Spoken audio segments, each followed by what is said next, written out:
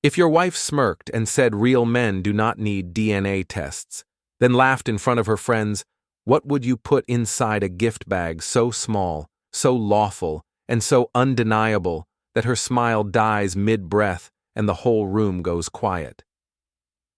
My name is Owen Hartley, and I learned the hard way that a marriage can survive boredom, bills, and bad habits, but it cannot survive contempt that starts smiling before it starts speaking.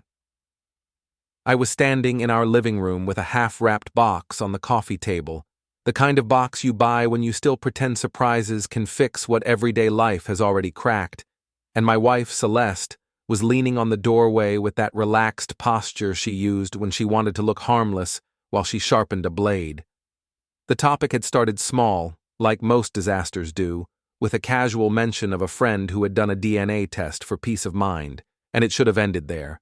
But Celeste had a talent for turning harmless things into tests of loyalty, then judging you for taking them seriously. She smirked and said real men did not need DNA tests, and she said it the way people say a slogan they heard somewhere and decided to adopt as a personality. I smiled back because I have never been the kind of man who gives someone the satisfaction of seeing me flinch, and because I have watched Celeste use other men's emotions like napkins at a crowded table, wiping her fingers and tossing them aside without a second thought. Celeste had friends over, the kind who always arrive in a bright cloud of perfume and opinions, and who treat a living room like a stage because they cannot stand the idea of being off camera, even when there is no camera. Tessa was there, loud and shining, always laughing half a second too late, like she was waiting for the room to tell her what to find funny. And Mira was there, the quiet one with eyes that held on to details, even when her mouth pretended not to care. They were perched on our couch with their drinks balanced on coasters that Celeste had insisted we buy because she liked the idea of being the kind of woman who owns coasters, not because she actually cared about rings on wood. The air smelled like citrus cleaner and the sweet stale bite of cheap champagne, and the whole scene looked normal, which is how trouble likes to dress itself when it comes to your door. Celeste's smirk landed on me again, and then she looked at her friends like she was inviting them into a private joke at my expense, like I was a prop she had paid for and now wanted to show off. I could have argued, and I could have made my case like a man presenting facts to a court, but marriage is not a courtroom when the other person has already decided the verdict, and Celeste did not want truth. She wanted dominance, which is a different appetite entirely. So I kept my smile, slow and polite, and I said real women do not need to hide them, and then I held out the gift bag I had bought for her because I still believed in the version of her I married, in the version of her that used to blush when I praised her, that she would open it and smile and maybe soften.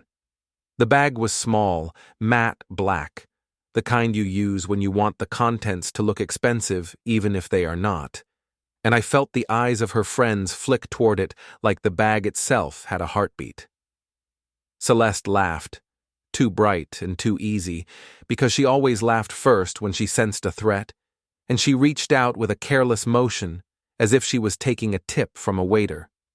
Then she looked inside, and the laugh stopped, and her face went white in a way that was not dramatic, not theatrical, just sudden and involuntary, like her body had made a decision before her mind could invent a story. It is important to say right here that I did not put a weapon in that bag, and I did not put something illegal, and I did not put a trap that required a crime to spring. I put a truth in that bag, and I packaged it the way Celeste packages truth when she wants it to hurt someone else, neat and undeniable and timed for maximum embarrassment. The tissue paper rustled like a whisper, and the room, which had been full of little noises, swallowed them all at once, as if the walls had leaned in to listen. Tessa's grin faded in slow motion, like she was watching a joke die on its feet, and Mira sat up straighter, eyes narrowing, because the quiet ones always sense when a story just changed direction.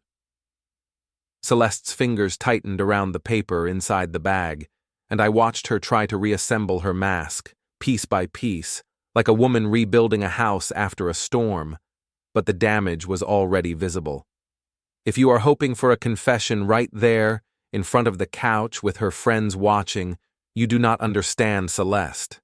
She does not confess. She pivots. She reframes. She rebrands the moment until it belongs to her again. She blinked twice, the way she does when she needs time to manufacture a response, and she laughed again, smaller this time, brittle, like ice cracking under weight. She tried to make a joke about my sense of humor, about men and their insecurities, about how I had probably bought her something ridiculous, and the words came out smooth because Celeste is a professional at speaking without revealing anything real. But her hands betrayed her, and the paper shook just a little, and that tremor was the first honest thing I had seen from her in months. The thing I had learned about Celeste long before that moment was that she believes image is stronger than fact, and that if she can control the audience, she can control reality. Her job, her little kingdom, was in charity and community work, where smiling photos and polished speeches matter more than the messy private costs that get you there, and she had climbed that world by understanding the simple rules of modern social life. You do not need to be the best person, you just need to look like the best person, and you do not need to be faithful, you just need to look like you are. Celeste could raise money, charm donors, calm angry volunteers, and turn any criticism into a story about resilience, and I used to admire her for it. Then I realized slowly that she was practicing on me, using the same methods at home, smoothing my concerns into nothing, converting my questions into flaws, turning my quiet discomfort into proof that I was sensitive, paranoid, old-fashioned, controlling, whatever label fit the day. When her friends finally left that night, the door clicking shut behind them like a judge's gavel, Celeste did not explode the way some people would. She did not scream, and she did not throw the bag at me, and she did not cry, because Celeste only cries when it buys her something. She moved around the kitchen with exaggerated calm, rinsing glasses, stacking plates, wiping counters that were already clean, like she could scrub the moment away if she polished hard enough.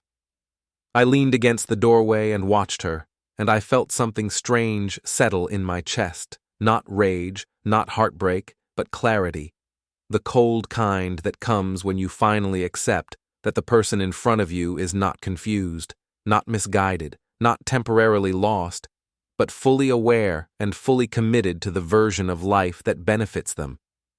The paper in the bag had been a simple thing, and that simplicity was what made it powerful.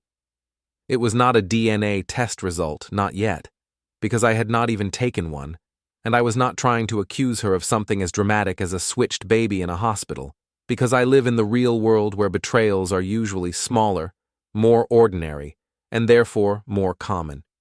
The paper was a timeline, a single page, neat columns, dates, locations, and one highlighted line that connected a cover story she had told me to a payment that came from my account at a place she claimed she had never visited. The kind of proof that does not care about emotion, the kind of proof that holds up in silence when people try to laugh it away. I did not tell her that the page was only the start, that it was a seed I had planted in public so she would stop believing she could hide in private, because I did not need to. Her face had told me she understood. Later, in our bedroom, Celeste sat at the edge of the bed with her phone in hand, tapping the screen the way she does when she wants to look busy while she decides what version of the truth to sell. She said she did not know what I was implying, and she said I should not embarrass her in front of her friends, and she said my little stunt was childish, and she said she was tired and did not have time for my drama. The words came out in a practiced sequence, like a script she had used before, maybe not on me, maybe on donors, maybe on volunteers, maybe on some other man who had asked the wrong question. I listened and nodded, and I let her finish, and I did not argue, because arguing is how you feed a person like Celeste, and I was done feeding her. When she fell asleep, I did not. I lay on my back and stared at the ceiling fan as it turned slowly, dragging warm air around the room like a lazy machine. I thought about the last few months, the little shifts I had dismissed because I wanted peace. The way she started taking calls in the hallway and lowering her voice, the way she started leaving early for meetings that never had names, the way she started coming home with a brightness that did not belong to our life, the kind of brightness people get from being seen by someone new. The way she started treating me like an obstacle instead of a partner, as if my presence was a technical problem she had to work around. And I thought about something else, the thing that finally snapped my patience. The way she had said real men do not need DNA tests, not as a joke, not as a tease, but as a verdict about what kind of man I was allowed to be. I got up quietly and walked to the kitchen, moving through the dark house with the familiarity of a man who has paid for every inch of it. I opened a drawer and pulled out a cheap notebook and a pen, and I sat at the table and wrote the date at the top of the page. It felt ridiculous at first, like I was playing detective in my own home, but then I remembered that the only reason it felt ridiculous was because Celeste had trained me to feel ridiculous for wanting clarity. I wrote down the details I could remember, her cover story for that day, the time she said she would be gone, the time she returned, the small inconsistencies I had noticed, the ones that only look important after you stop lying to yourself. Then I wrote a simple rule at the bottom of the page, a rule I promised I would follow even when my emotions tried to hijack me. No shouting, no begging, no private confrontation until I have the kind of proof that does not need my voice. The next morning, Celeste acted normal, which is how you know she is scared.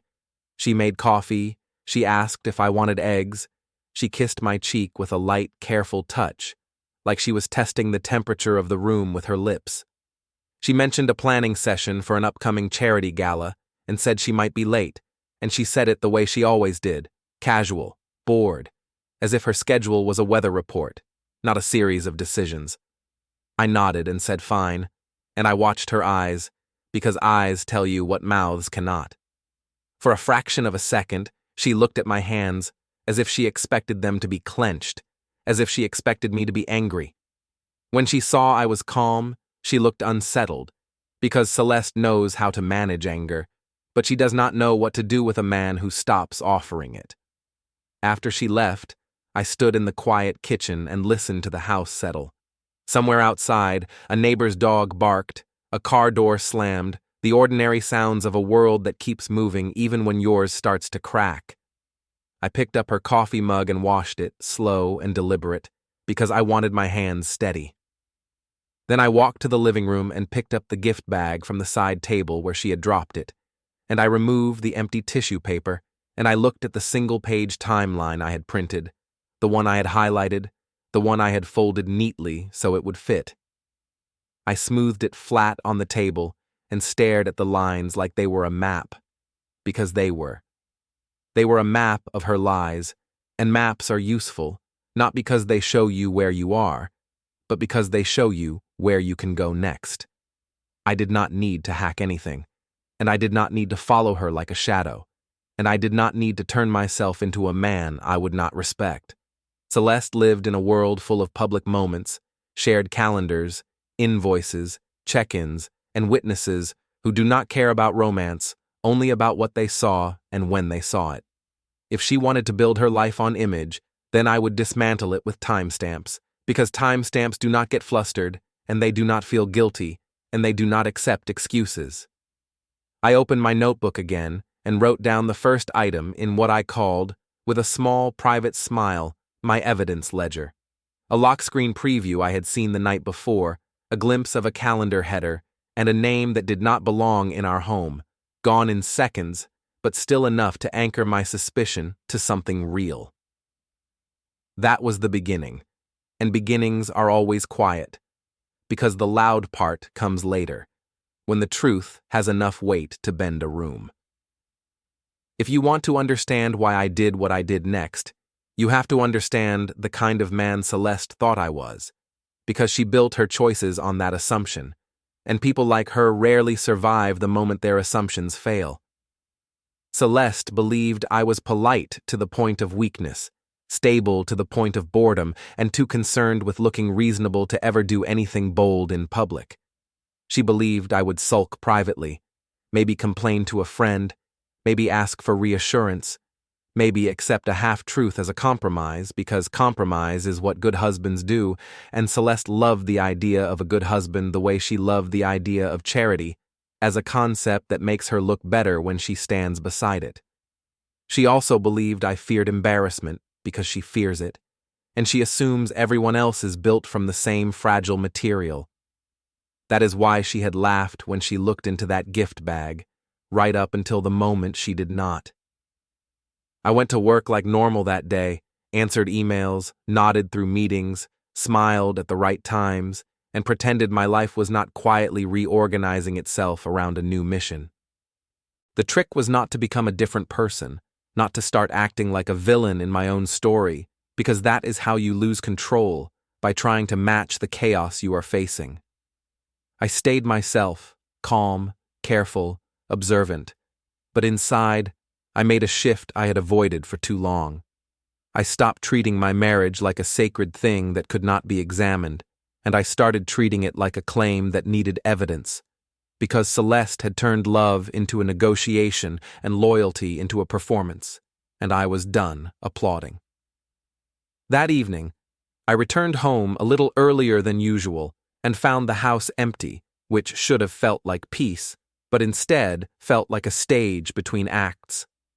I walked through the rooms and noticed small signs that Celeste had been there, then not there, a half-open drawer, a missing scarf, the faint smell of her perfume near the hallway mirror. I did not touch her things, not because I was scared, but because I wanted my process clean, and Celeste's favorite defense is to accuse you of snooping, as if curiosity is a crime. I made myself coffee and sat at the kitchen table with my notebook, and I wrote down what she had said that morning about the gala planning session, and I wrote down the time she claimed she would be there, and I left blank space beside it for what I would learn later. It was a simple act, almost boring, and that was the point. Boring documentation beats dramatic accusations every time. At around 7, my phone buzzed with a merchant notification from my account. The kind of notification I had set up long ago because I like to know when money leaves my hands. The charge was small, easy to ignore, a bar tab, a place near the river that Celeste had mocked once as tacky and loud. I stared at the screen, and I felt my body react the way it always does when something clicks into place, not with panic, but with that cold tightening behind the ribs, the sensation of a puzzle piece locking in. I did not call her. I did not text her with a question that would warn her. I took a screenshot, and I wrote the exact time in my notebook, and I labeled it the way I label everything when I want it to hold up later: merchant name, amount, date, and the simple fact that the account was mine. When Celeste finally came home, she walked in with a soft smile and a quick kiss, and she carried herself like she was tired from doing good work, like she had spent the evening saving the world. She put her bag down, kicked off her shoes, and headed straight to the kitchen, which used to be a comfort. The idea of her moving through our shared space, but now felt like a performance rehearsal. She asked about my day, and I answered with the kind of neutral detail that gives nothing away, and she nodded like she cared, but her eyes kept flicking to my phone, as if she expected it to light up with accusations. I watched her hands while she talked, because hands cannot lie for long, and I saw a faint tremor when she picked up a glass, the same tremor I had seen when she pulled the paper from the gift bag. Fear has a signature, and Celeste's fear is small and precise, not the messy kind that makes you cry, but the controlled kind that makes you plan. She told me the planning session had run long, and she mentioned a committee crisis, and she said the venue manager had needed her, and she said traffic had been terrible, and the story was smooth enough to almost work, but it had the wrong texture. It had too many details, the way a liar adds seasoning to cover the taste of something rotten. I let her finish, and I nodded, and I did not challenge her, and that seemed to bother her more than anger would have. She made a comment about how quiet I was lately, and she said it like a complaint, like my silence was an insult, because Celeste feels safest when she can provoke a reaction, because reactions can be managed. Silence forces you to face yourself, and that is the one place Celeste avoids. 2 days later, I did something I had been postponing for months, not because I could not do it, but because I had not wanted to admit I needed to. I went through our shared spaces like a man doing inventory, not rummaging, not violating, just noticing. In the hallway closet, I saw a tote bag I did not recognize, cheap canvas with a printed logo from a vendor fair. I did not open it. I did not need to. The tag on the handle had a name written in black marker, and it was not Celeste's, and it was not mine. It was a simple thing, almost nothing, the kind of thing most people would ignore, but I had trained my mind, quietly, to stop ignoring the small signals. I took a photo of the tag with my phone, making sure the date and time were captured in the metadata. Then I wrote it down in my notebook as a labeled item found at home. That night, I invited Tessa over for dinner, not because I wanted her company, but because Celeste behaves differently when she has an audience. People like Celeste are addicted to optics, and the easiest way to test a lie is to let it breathe in public, because public air changes how stories move. Tessa arrived with her usual noise, carrying a dessert and 2 new roomers, and Celeste lit up like a stage light, because she loves a friend who laughs at her jokes.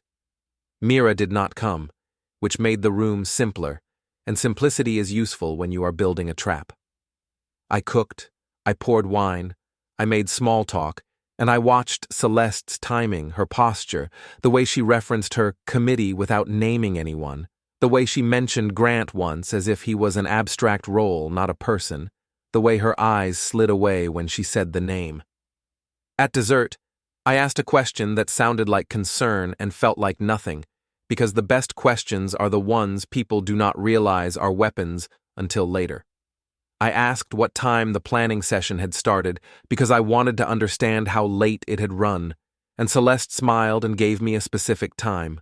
Then I asked softly why my account had been charged at the river bar during that window, and I asked it as if I was curious, not accusing, because curiosity is harder to punish. Celeste laughed quickly and said it must have been a mistake, and she said she had not been there. And she said maybe someone had used the wrong card, and then she said, with a little shrug, that I worry too much. Tessa laughed too, and for a moment Celeste looked relieved, as if the room had sided with her, but then she added a phrase I recognized, a phrase she had used before in a different context, the same rhythm, the same words, as if she had been coached.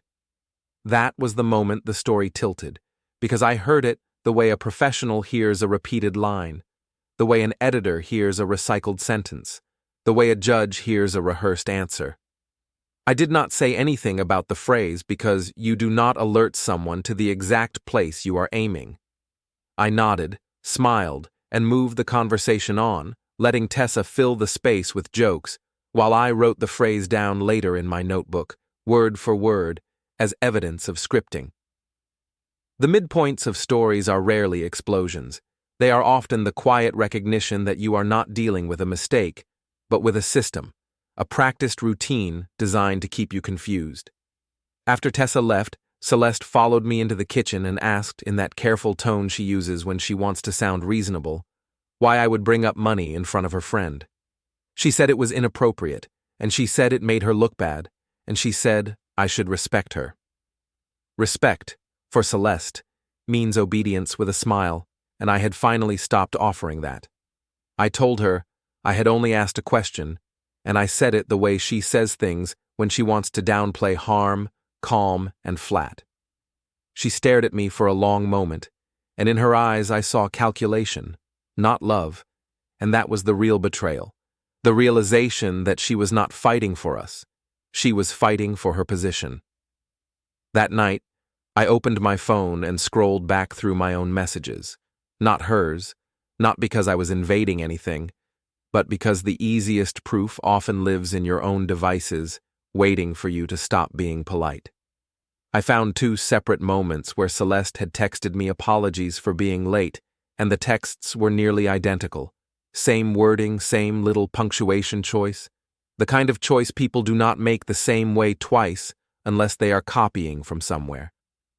I placed them side by side, took a screenshot, and saved it in a folder I created with a bland name that would not draw attention if someone glanced at my screen. Then I wrote the time and date in my notebook, and I felt a strange calm settle over me again, because the story was no longer vague, no longer emotional, no longer about my hurt feelings. It was about patterns, and patterns do not care what you wish were true. Celeste slept beside me, phone face down on her nightstand, and her breathing was steady, as if she had nothing to fear. I stared at the ceiling again, the fan turning, the room warm, my thoughts colder than the air conditioning we never used. I understood, with a clarity that felt almost polite, that I was done trying to win her love back, and I was going to do something she did not expect. I was going to win back my reality, piece by piece, with small, lawful truths, and I was going to make her friends, the same friends she used as a shield, watch the shield crack. I closed my notebook, turned off the kitchen light, and returned to bed with the kind of calm that scares liars more than anger ever could, because anger can be dismissed as irrational, but calm looks like planning, and planning is the one thing Celeste cannot charm away. By the time the second identical apology text sat beside the first on my screen, I stopped thinking in terms of feelings and started thinking in terms of structure, because feelings can be argued with and denied, but structure has edges you can touch. Celeste had built her life like a stage, and she had built our marriage like a backstage corridor, a place where she could disappear, change costumes, and return smiling with a new version of herself. The only way to beat a stage is to become the lighting technician, not the actor, because actors beg for attention, while technicians control what gets seen. I did not need to chase her or corner her, and I did not need to turn into the jealous husband she wanted to paint me as, because jealousy is messy and loud and easy to ridicule. What I needed was a clean ledger, a timeline that could survive public air, and a process that made my actions look like a reasonable man responding to reasonable facts. The first rule I wrote for myself was simple and strict. I would only keep what I could document without crossing a line. No spying tools, no sneaking into accounts, no clever tricks that could backfire and make me look like the villain in her story. Celeste did not fear a man with anger because she could call him unstable, but she feared a man with receipts, because receipts do not raise their voice. So I kept the proof small and lawful, the kind of proof that lives in ordinary life, the kind you can hold up in a room full of people who do not care about romance but care about credibility. A notification from my own account, a screenshot from my own phone, a labeled item in my own house, a visible calendar conflict that any spouse can see if they share life. These were the building blocks, and the best part was that Celeste had created them herself, because arrogance makes people lazy. The next week moved like a slow blade. Celeste acted warm, then distant, then warm again, as if she was testing different temperatures to see which one made me flinch. She was suddenly generous with small gestures, buying a pastry on the way home, leaving a note on the counter about a dinner plan, asking if I wanted to go to an event with her, as if she was offering me a prize. Then she would swing back into coldness when she did not get the exact response she wanted, and she would call it my mood, my negativity, my inability to support her. The pattern was familiar now, and familiarity is the moment a trap stops feeling personal and starts feeling solvable. I kept my face calm, and I kept my voice even, and I kept my answers short enough that she could not hook them. In the quiet gaps, I watched the small details that people overlook when they are trying not to look suspicious. I noticed how often she placed her phone face down, not casually, but with intention. I noticed how she shifted her screen away when she typed, even when she had no reason to. I noticed how she started using vague labels for her schedule, the kind that sound plausible but cannot be checked easily, like committee crisis, donor meeting, venue walkthrough, quick coffee, just a ride home. I noticed how her cover stories began to cluster around public places because public places give liars a false sense of safety, like crowds can blur their mistakes. On Thursday, the merchant notification hit again, this time a smaller charge, a boutique hotel lobby bar that I recognized because Celeste had posted photos there once, smiling under warm lights, calling it a perfect place for donors. The charge was on my account, and I had not been there, and the time lined up with a night she claimed she was handling a volunteer problem. I saved the alert, wrote the exact time, and stapled it into my folder at home, the folder I kept in a drawer beneath old paperwork that looked boring enough to be invisible. I did not confront her that night, because confrontation would turn the truth into a debate, and I was not building a debate. I was building a record. The following day, I used lunch to take a quiet step that felt almost absurdly ordinary. But ordinary steps are how you win in a world that depends on spectacle. I went to my bank and asked for a simple transaction summary, nothing dramatic, just a line showing the merchant, the date, and the owner name attached to the account. The clerk did not care about my marriage, which is exactly why clerks are useful. Clerks care about procedure, and procedure creates a neutral paper trail, the kind that does not sound like a jealous husband inventing a story. I requested the printout, I waited, and I walked out with a piece of paper that could not be laughed away. In my car, I photographed it carefully, making sure the time and date were visible, and I placed it in a clear sleeve at home with a label I wrote in neat block letters. I felt something tighten inside me then. Not anger, but a quiet satisfaction, because the proof was becoming physical, not just digital, and physical things have weight. That night, Celeste came home with a brightness that did not belong to volunteer problems, and I watched her eyes flick to the drawer where she knew we kept important papers. She did not know what I had placed there, but she felt the shift in the air, the shift that happens when a man stops asking and starts documenting. She started talking faster than usual, filling the kitchen with details, talking about donors and seating charts and how exhausting it was to manage people. She touched my arm while she talked, the way she touches donors, the way she touches strangers when she wants them to feel chosen. I let her talk, and I nodded, and I cleaned up after dinner with the same calm rhythm, because my calm was no longer love. My calm was method. 2 nights later, I saw the lock screen preview again, and this time it lasted long enough to be more than a hint. Celeste had left her phone on the counter while she washed her hands, and a message flashed across the screen, one of those previews you see for half a second before it disappears, a name and a fragment and an icon that made my stomach go cold. I did not touch her phone. I did not need to. I simply lifted my own phone and captured the screen from a polite distance, the way you capture a photo of something you have a right to see, because it is sitting in your shared home, glowing for anyone nearby. Then I went back to slicing vegetables like nothing had happened, because the worst thing you can do to someone like Celeste is show them you are collecting their mistakes without giving them the dignity of a reaction. That screenshot became my anchor, because it was a direct thread between her private world and our public one. It was not explicit, not scandalous, not something you could call a smoking gun in a courtroom, but it was enough to support a timeline when combined with everything else. A name, a plan, a time reference. It matched the pattern, and patterns are what destroy liars, because you can excuse a single coincidence, but you cannot excuse a dozen. On Sunday, I invited Celeste's friends over again, and I did it with the same casual tone a husband uses when he is trying to be supportive. I suggested drinks and snacks. Nothing formal, nothing that looked like a trap. Celeste loved the idea, because she loves an audience, and she loves the feeling of being admired in her own space. Tessa came first, carrying a bottle like she was bringing tribute.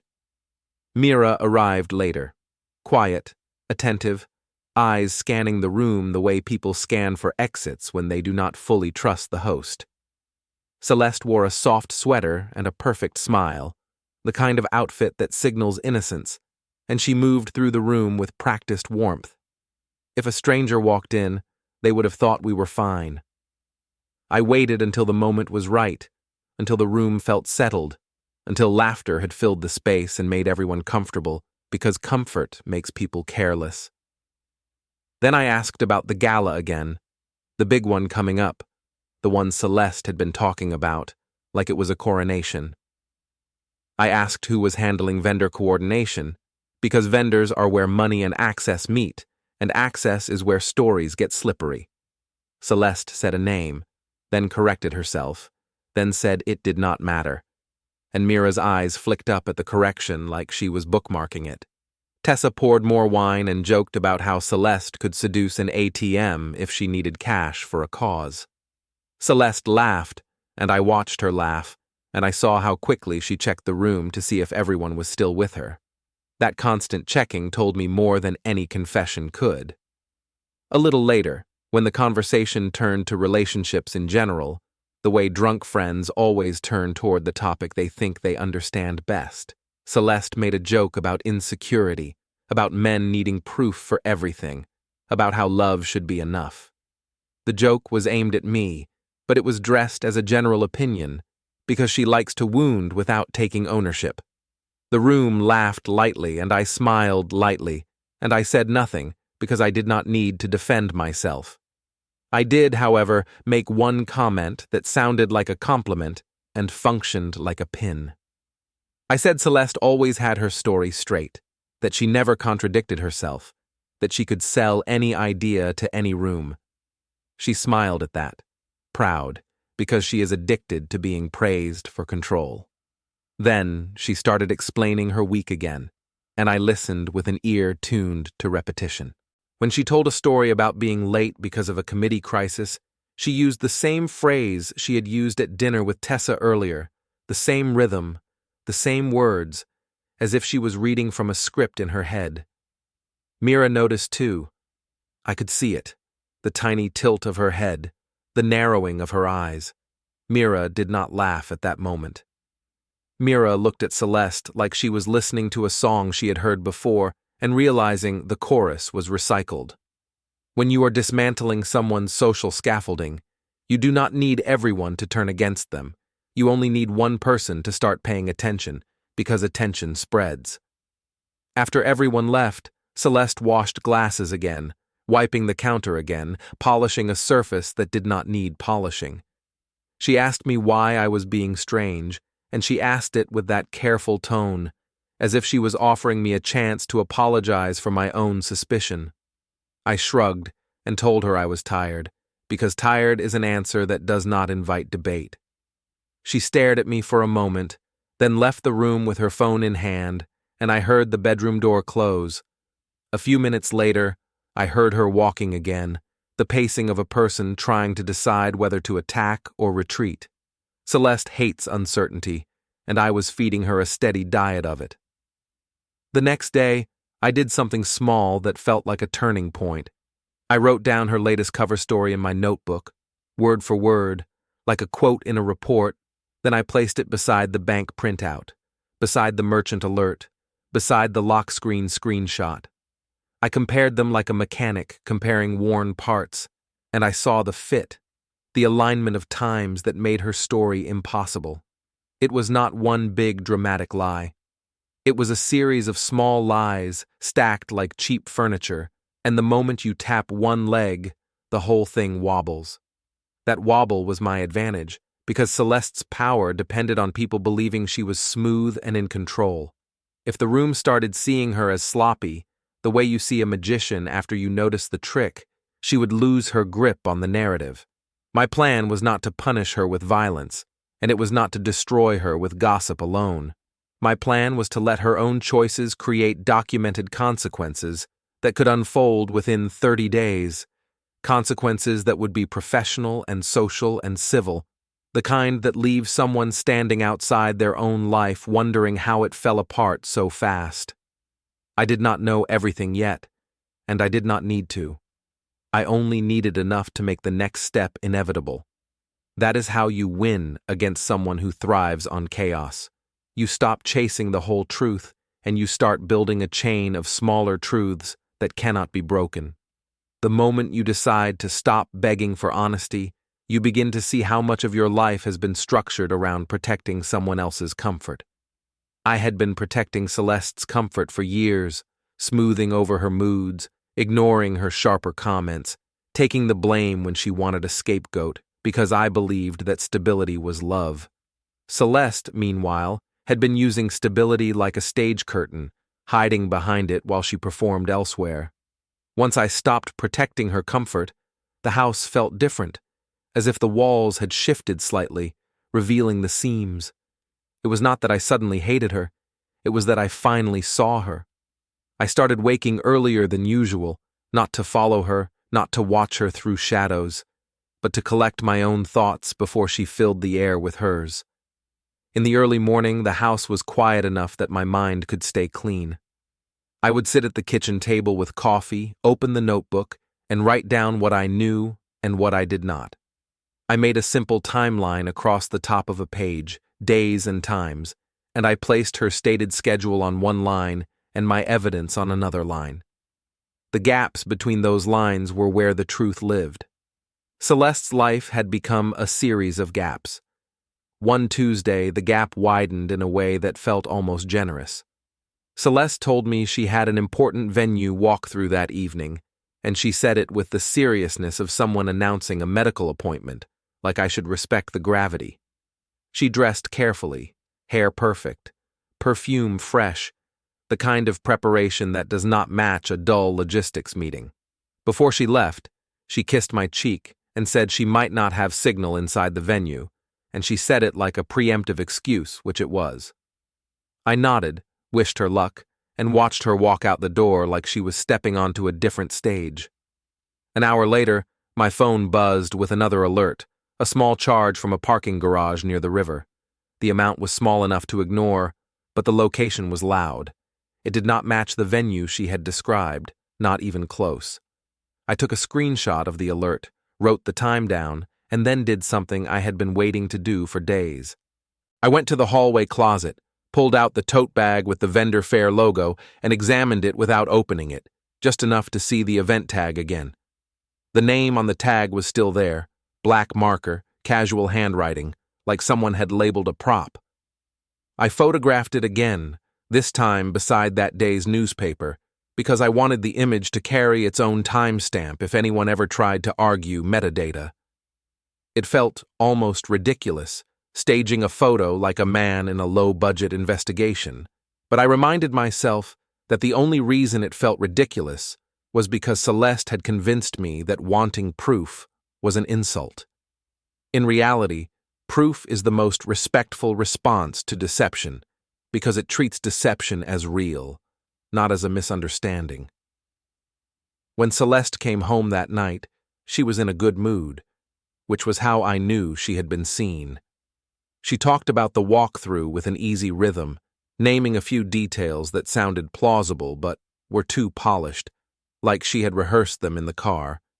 She mentioned a venue manager who had been difficult. Then she mentioned a volunteer who had been emotional. Then she mentioned traffic, and the story flowed like a stream that knew where to go. I listened and nodded, then asked one question in the same calm tone I use when I ask about groceries. I asked which entrance she used for the walkthrough, because I was curious about parking options for the gala. Celeste blinked, and she hesitated for a fraction of a second, and then she named an entrance. The entrance she named was not near that parking garage by the river, not even in the same part of town. She recovered quickly and added a detail about stopping for coffee, and the detail was meant to patch the gap, but it only widened it, because the coffee shop she named was on the opposite side of her supposed route. I did not correct her. I did not argue. I only nodded, and I wrote the contradiction down later, because every time a liar thinks they patched a hole, they reveal how desperate they are to keep the story intact. Desperation is leverage. Over the next few days, the pressure around Celeste began to build without me doing anything dramatic. That is the beauty of small truths. Small truths do not need a big stage to start causing friction. Celeste's friend group began to shift in tiny ways. Tessa started asking more questions than usual, the kind of questions that sound like friendly teasing but carry an edge, like she was probing for consistency. Mira grew quieter around Celeste, which made Celeste talk more, which made her slip more. At one point, I noticed Celeste checking her phone more often, not with excitement, but with a nervous rhythm, like she was waiting for a message that would either reassure her or ruin her day. One afternoon, while Celeste was showering, her phone lit up on the dresser, face down, but the lock screen preview still flashed enough to be visible from where I stood. I was not hunting her phone. I was not hovering. I was simply walking past with laundry, living in my own home. The preview showed a calendar header, a short line that looked like a booking confirmation, and a name I had now seen enough times to recognize as Grant Lyle. I took a photo from where I stood, not touching anything, and then I kept walking, because the act had to be as ordinary as the evidence itself. Ordinary is what makes proof believable. That night, I opened my notebook and wrote a new line in the ledger. Then I took a blank sheet of paper and drew a simple table, date, place, payment, cover story. I filled it in with the entries I had collected so far, and the table started to look like something that could be handed to a neutral person without explanation. That was the goal. I did not want a story that relied on my heartbreak to make sense. I wanted a story that made sense even if you did not care about me at all.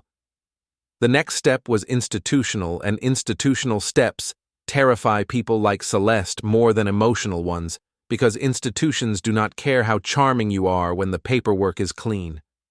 Celeste's public life revolved around a charity board and a gala committee, and those things have rules, minutes, policies, and vendor agreements.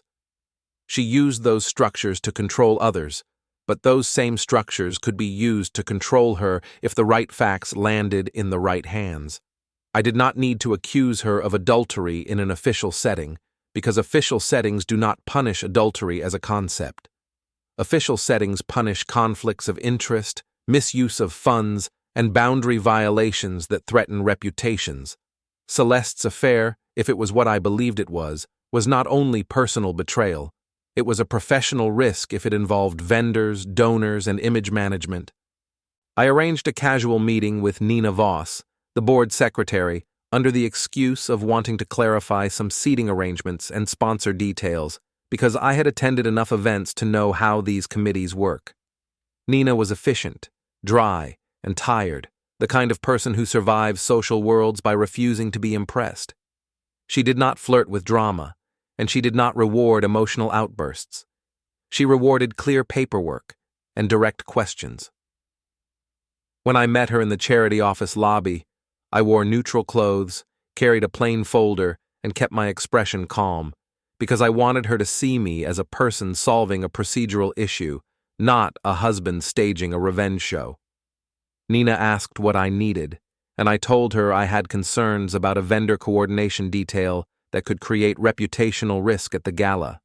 I did not use the word affair. I did not use the word cheating.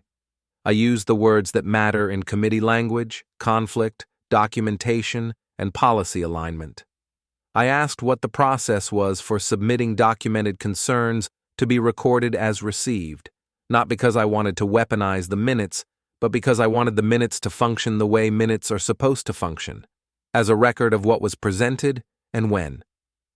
Nina's eyes narrowed slightly, and I saw her internal calculation, the same one every professional does when deciding whether someone is serious or just messy.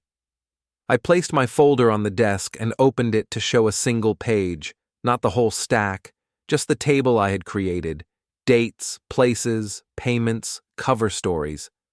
I kept it redacted where it needed to be, because I was not trying to scandalize the office, and I was not trying to violate privacy. I was showing a pattern of potential conflict tied to my account and to public venues connected to gala planning. Nina did not gasp. Nina did not judge. Nina did what competent people do when they see something that could become a problem. She asked for documentation that matched the table, and she asked for it calmly, as if she was ordering supplies. I told her I would provide a sealed evidence sleeve with copies of owner-only transaction summaries and screenshots of merchant alerts from my account, and that I would label each item by date. Nina nodded once and said that if I submitted it properly, she could stamp it received and note it as evidence received for review, without editorializing. That single phrase, evidence received for review, was more powerful than any insult I could throw at Celeste, because it turned my private pain into a documented professional risk. It also did something else, something Celeste could not stand. It removed her control over the narrative and placed it into procedure. When I left the office, my hands were steady, and my chest felt lighter in a way that surprised me. I had not screamed at anyone. I had not begged. I had simply moved a truth from my kitchen table into a room where Celeste's charm would not matter as much as the stamp on a sleeve. Outside, the city moved like normal, people buying coffee, cars honking, strangers laughing, and I thought about how strange it is that your world can be ending while everyone else is just trying to find parking. That night, Celeste came home and noticed something immediately, not because she had psychic powers, but because she is sensitive to shifts in control. She watched me with a sharper gaze than usual, like she was looking for a new weapon in my hands. She asked how my day was, and I told her it was fine. She asked what I had been doing after work, and I told her I ran errands. She laughed lightly and said I was being secretive, and she said it like a joke, but her eyes did not match the laugh. I shrugged again and started making dinner, because nothing panics a manipulator more than a target who acts normal while moving forward. Later, while we ate, Celeste made a comment about how people have been gossiping lately, and how she hates jealous people who want to tear down a successful woman. She said it like she was talking about someone else, but she watched my reaction closely, as if she was testing whether I would confess my plans. I gave her nothing, and I watched her swallow her frustration like a pill. Then she tried a different approach, and she softened her voice, and she mentioned how we used to be close, and how she misses that, and how maybe we should take a weekend away after the gala. It was a beautiful pitch, and if you did not know her, you would think it was love. I knew it was a containment strategy, an attempt to keep me inside the marriage long enough for her to reset the board. I told her we could talk about it after the gala, because after the gala was the moment she had been building toward, and after the gala was the moment I intended to end the illusion. Celeste's smile tightened just slightly, and she nodded and she changed the subject. On her phone, a new message appeared, and she flipped it face down with a reflexive snap. That snap told me the truth more clearly than any words. In the quiet hours after she went to bed, I prepared my evidence sleeve the way Nina had instructed, each piece labeled, each screenshot printed cleanly, each printout copied and aligned. Nothing sloppy, nothing emotional. I signed the back of the main timeline sheet because signatures matter when people start arguing about when something existed. I put the sleeve in my drawer and set my notebook beside it, and I realized I was no longer guessing. I was building a moment. The gala was a week away, and Celeste thought it was her stage. She did not understand yet that stages are dangerous when someone else controls the lighting, because all it takes is one calm man, one clear sleeve, and one room full of witnesses for a smirk to die mid-breath. The strangest part of a controlled collapse is that it begins to feel ordinary, like you are just doing errands, while your life quietly reroutes itself around a future moment. I kept going to work, kept answering emails, kept paying bills, kept doing the normal husband motions that Celeste believed proved I was harmless, and in between those motions, I built a record that could survive her charm. Celeste's world ran on impressions, but committees run on paperwork, and paperwork does not care how pretty you look when you lie. That was the difference between us now. She was performing. I was documenting. 2 days after my meeting with Nina Voss, the board secretary, I prepared the evidence sleeve exactly the way she had described, because people like Nina do not respect drama, but they do respect neatness. I printed the merchant alerts from my own account, the cleanest screenshots with visible dates, and I printed the transaction summary the bank clerk had given me, the one that showed the owner line attached to the account. I added my simple one-page table, date, place, payment, cover story, with the cover stories written exactly as Celeste had said them, because a liar's words are their fingerprints. I labeled each item with a pen in block letters and sealed everything inside a clear sleeve. Then I taped a plain paper label to the front with the date I assembled it, because I wanted the packet to tell a story before anyone even read the contents. While I worked, the house felt like it had two climates. The kitchen was warm, full of small domestic sounds, the hum of the fridge, the soft click of the printer, the scratch of my pen.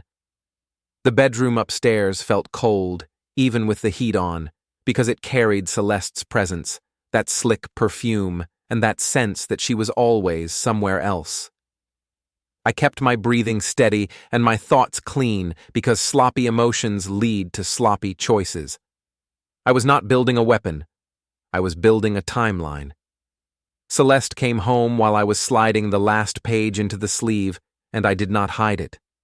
I did not rush it into a drawer or snap the folder shut like a guilty teenager. I simply looked up, smiled faintly, and kept working. Her eyes went to the sleeve immediately, because she is trained to spot threats the way predators spot movement.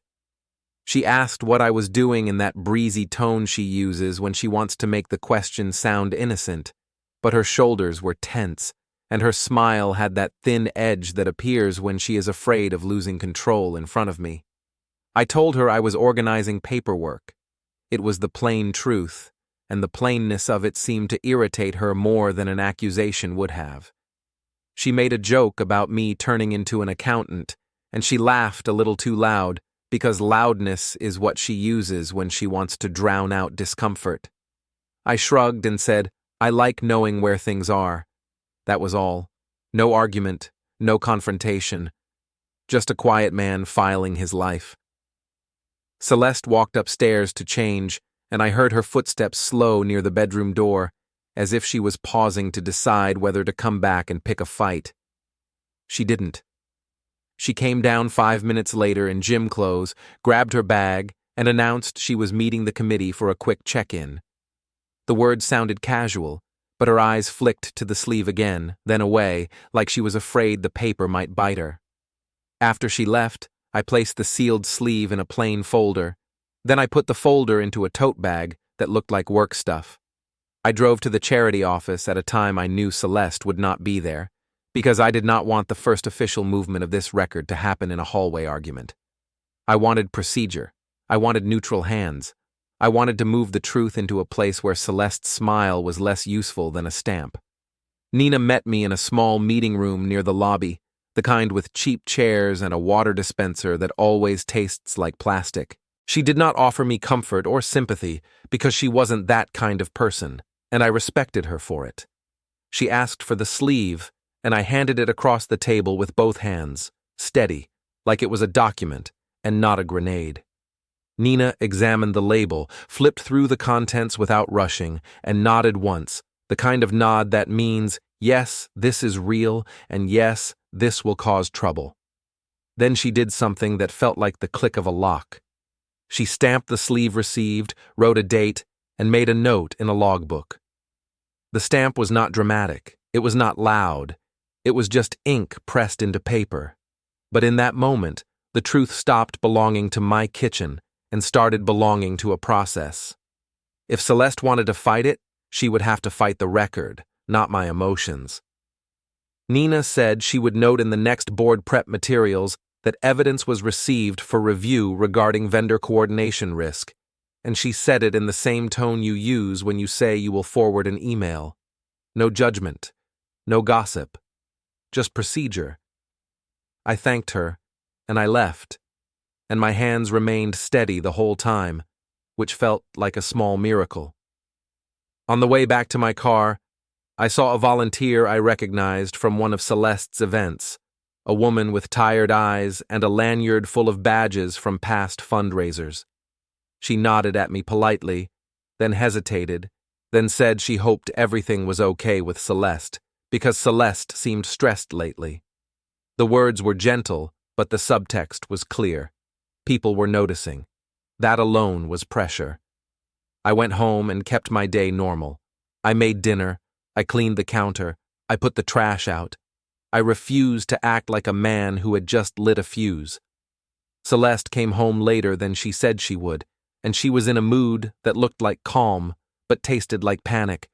She asked if I had been to the charity office, and she asked it like a casual curiosity, but the question itself was a confession that she had sensed the movement.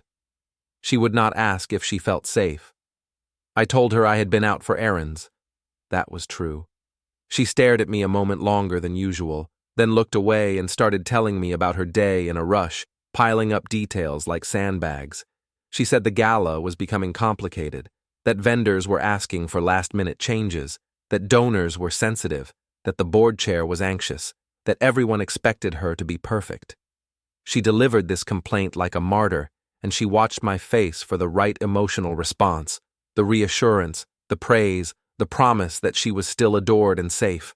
I gave her none of that. I nodded and said it sounds busy. Her expression tightened for half a second, then she smiled again, pivoting like she always does. That night, Celeste made a call in the hallway, voice low, and she tried to sound casual, but the cadence was too careful. When she returned, she announced she needed to run out and pick up supplies for a gala detail that couldn't wait. She said it with a sigh, as if she was burdened by goodness. I offered to go with her, and the offer landed like a slap, because liars hate company. She said no quickly, then corrected herself, then said she didn't want to inconvenience me. I smiled and said, okay. She left, and the house settled into quiet again. 20 minutes later, my phone buzzed with a merchant alert from my own account, a charge that made no sense for supplies. It was a restaurant tab, the kind of tab you run when you are trying to impress someone and pretend the bill is nothing. I saved the alert, wrote the time down, and felt a cold certainty settle in my chest. Celeste wasn't just lying. She was spending my money to lubricate the lie. That detail matters, not because of the money itself, but because it reveals the level of entitlement. She had turned my trust into a debit card. The next day, I did something that felt petty and smart at the same time. I printed the newest merchant alert and stapled it to the updated version of my one-page table. Then I signed the back of the table again with the date. Signatures do not prove moral truth, but they prove timeline truth, and timeline truth is what destroys people who survive on storytelling. I placed the updated pages into a second sleeve and labeled it supplement. Then I put it aside to deliver later, because I wanted the record to grow in controlled steps. If I dumped everything at once, it would look like a revenge dump. If I delivered clean updates over time, it would look like what it was, an emerging risk the board had to address. That evening, Mira called Celeste and asked if she could stop by, and Celeste said yes with forced enthusiasm, because she hates when someone quiet requests a private moment. Mira arrived without perfume and without loud laughter. She sat at our kitchen table, accepted a glass of water, and looked at Celeste with a softness that was almost cruel. Celeste tried to fill the space with chatter, talking about the gala, talking about how grateful she was for friends, talking about how exhausting it is to be responsible. Mira listened politely, then asked a question that seemed small but carried weight. She asked why Celeste's story about a committee crisis had changed twice in the last week. Celeste laughed, tried to wave it off, blamed stress, blamed misremembering, blamed everyone else. Mira did not argue. Mira simply nodded like she was filing the answer away. Celeste's eyes slid toward me, as if she wanted me to defend her, to reassure Mira that Celeste was trustworthy, to rescue her from the discomfort. I stayed quiet. I let Celeste experience the sensation she had inflicted on me for months, the room waiting, the air holding still, the uneasy feeling that your usual charm is not landing. After Mira left, Celeste snapped at me in the bedroom, not loudly, but sharply, accusing me of undermining her, of making her look unstable, of letting her friends disrespect her. She called it disrespect when someone asked for consistency. I listened and said nothing, because I was done debating her definitions. She finally demanded to know what was going on, and I looked at her and realized something simple. She was not asking because she wanted to fix the marriage. She was asking because she wanted to stop the bleeding. I told her there was nothing going on, only paperwork. The words landed like ice. Celeste stared at me a long time, then turned away and started tapping her phone, and her fingers shook just slightly. She was scared now, and she should have been because the gala was close, and Celeste's power depended on that room believing she was untouchable. In the quiet of the night, I opened my notebook and wrote a new line beneath the others. Nina stamped received. Evidence moved into minutes territory. Celeste asked about the office. Panic is leaking. Then I closed the notebook, turned off the lamp, and listened to Celeste's breathing beside me, steady and false. I wasn't chasing the truth anymore. I was scheduling it. The week before the gala had the tense energy of a storm gathering behind a bright sky, the kind that tricks people into thinking nothing is wrong until the first crack of thunder splits the air. Celeste became more careful, more affectionate in public, more brittle in private. She brought home pastries again. She touched my arm at dinner like she was reminding herself how to look like a wife. She asked about my day in that polished tone she uses with donors, and she offered compliments that sounded rehearsed. When you have lived with someone long enough, you can hear when their kindness is a script. Celeste's kindness had the same rhythm as her lies. I kept my routine steady, because routine is camouflage. I went to work, I came home, I cooked, I cleaned, I nodded at her stories. I asked harmless questions that sounded supportive and functioned like pressure points. The more I stayed calm, the more Celeste tried to provoke me into something loud, something she could point to and call unstable.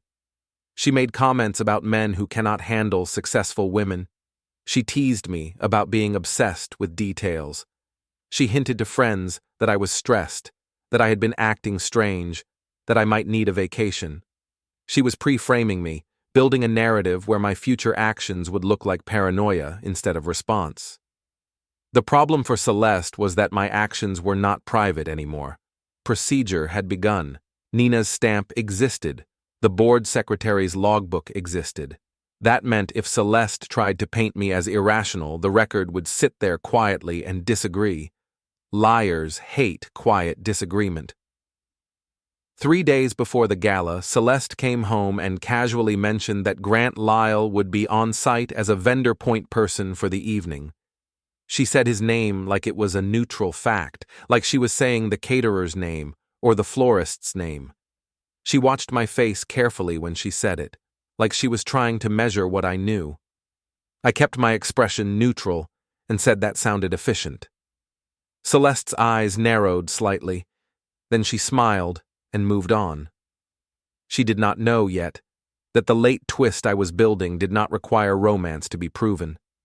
It only required boundaries to be documented.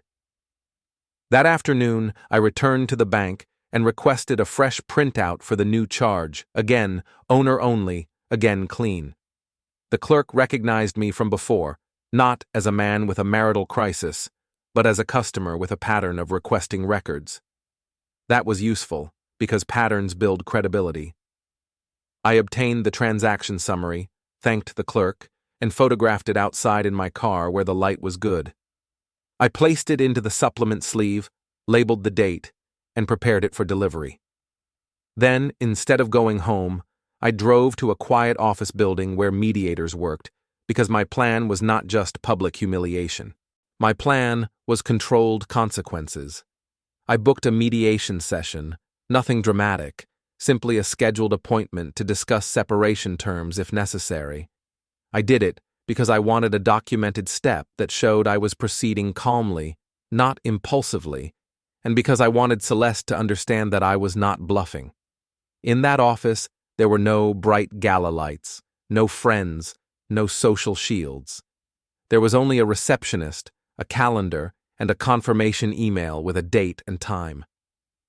I saved the confirmation on my phone and printed it later, not because the mediator was going to judge Celeste for cheating, but because the existence of the session created gravity. Gravity is what makes liars lose their footing.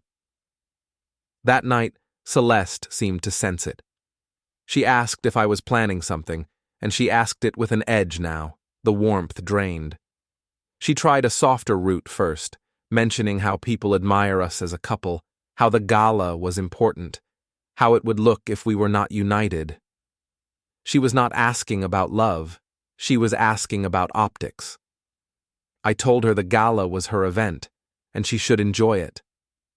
The words were calm, but they carried a blade. Your event, not our marriage. Celeste slept poorly that night, tossing, waking, checking her phone, then turning it face down again, as if the screen itself was a danger. In the morning she was sharper, her smile thinner, her patience shorter. She snapped at me for leaving a dish in the sink. She criticized the way I folded towels. She complained that I never understand the pressure she is under. I absorbed it without reacting, because none of it mattered. When someone starts insulting the way you fold towels, it means they have run out of real leverage. The day before the gala, I delivered the supplement sleeve to Nina. I did it quietly, in the same procedural tone as before. Nina stamped received again, wrote the date, and added it to the log. No drama, no discussion, just the record growing. Nina's calmness was the opposite of Celeste's world, and that contrast was going to matter when the board looked at this later. Celeste's world rewards performances, Nina's world rewards documentation. I was building my case inside Nina's world, where Celeste's strongest skill was useless. That evening, I saw Celeste's friend circle fracture in real time. Tessa came over to help with last-minute gala prep, and she was in a strange mood, half excited, half wary. She kept asking Celeste where Grant would be stationed, what time he would arrive, whether he would be wearing vendor credentials. The questions sounded like gossip, but they carried a nervous energy, like Tessa wanted to know where the danger zones were. Celeste answered too quickly, too precisely, then corrected herself, then laughed it off. Tessa laughed with her, but her eyes flicked toward me, and I knew she had started to understand something. People like Tessa do not have loyalty. They have proximity. They stay close to power, until power looks shaky. After Tessa left, Celeste stood in front of the bathroom mirror for a long time, adjusting her hair and practicing her smile. I watched from the doorway, and the scene felt clinical, like I was watching someone rehearse innocence. She looked at me through the mirror and asked if I was coming to the gala early. I told her I would arrive when it started. She nodded, then asked if I was proud of her, and she asked it like a child seeking approval, but her eyes were not childlike, they were calculating. She wanted to know if my admiration was still available as a shield. I told her I was impressed by how well she runs a room. That was true. It was also a warning. Celeste smiled as if I had given her a gift, and she went to bed thinking she still controlled the room. The next day, I did the final preparation, the part that would become the visible climax later, though at the time it was just quiet work at my kitchen table. I assembled evidence packets the way a careful person assembles invitations. Nothing lurid, nothing sensational. A one-page timeline, 2 printed merchant alerts, 2 bank transaction summaries showing owner line and merchant line, a photo of the labeled vendor fare tote tag, a printout of 2 identical apology texts side by side, each packet identical, each packet placed in a plain envelope with a simple label on the front. Board review materials, received. The point was not to shout. The point was to let the room feel the weight of identical packets waiting before anyone even sat down. I arranged with Nina, through a brief email that contained no emotion, for the packets to be placed discreetly on chairs reserved for key committee members before the guests entered. Nina agreed, because Nina understood that surprises are unacceptable unless they are documented, and my documents were clean. She did not need to know the details of my marriage to understand reputational risk. She only needed to know that if a vendor relationship was compromising the event, the board had a right to see evidence early. Late that afternoon, I went to the venue briefly, not to confront Celeste, but to watch the layout, to understand the flow of the room the way a person understands where a fire exit is. The ballroom smelled of fresh flowers and electrical heat from lighting rigs. Staff moved briskly, taping down cables, setting chairs, testing microphones. In the corner, I saw Grant Lyle speaking with a staff member, wearing vendor credentials, with the casual confidence of a man who believes he belongs everywhere. He laughed, leaned in close, and pointed toward a private side corridor as if he knew the venue better than a vendor should. That corridor detail mattered because policies exist for a reason. Vendors are not supposed to have private corridors unless the event grants them access. Access is documented. Documentation is leverage. I did not approach him. I did not stare. I simply noticed the way you notice a loose thread on a jacket you plan to return. Then I left, because I did not need his confession. I needed the room to see, later, that he had been treated like more than a vendor. A vendor is a role. A lover is a secret. Secrets die when roles become visible. That night, Celeste dressed for the gala like she was preparing for a coronation. She wore a gown that looked expensive and deliberate, hair perfect, makeup flawless, the kind of polish that makes people trust you without checking your facts. She stood in our bedroom and smiled at herself in the mirror, and she asked if she looked stunning, and her voice had a strange tremor in it, like she needed the compliment to anchor her. I told her she looked like someone who knows how to control a room. The compliment landed, but it also hung in the air like a quiet verdict. Before she left, she kissed my cheek and said she hoped I would behave tonight. It was framed as a joke, but it was not. It was a warning, and it was also proof that she feared me now. I smiled and told her I always behave. Then she walked out, leaving behind a faint perfume trail and the sense that she believed the storm would pass if she smiled hard enough. I stayed home for another hour, dressed slowly, and placed one final item into a small matte black gift bag, tissue paper on top, light enough to carry with 2 fingers. The bag was not a weapon. It was not contraband. It was simply the perfect delivery device for a truth that would be impossible to laugh away once it was in her hands, under bright lights, surrounded by the friends she used as armor.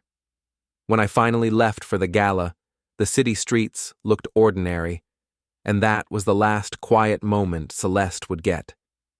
Because once the room filled, once the chairs were taken, once the evidence packets were touched, the stage she loved would stop belonging to her, and it would start belonging to the record.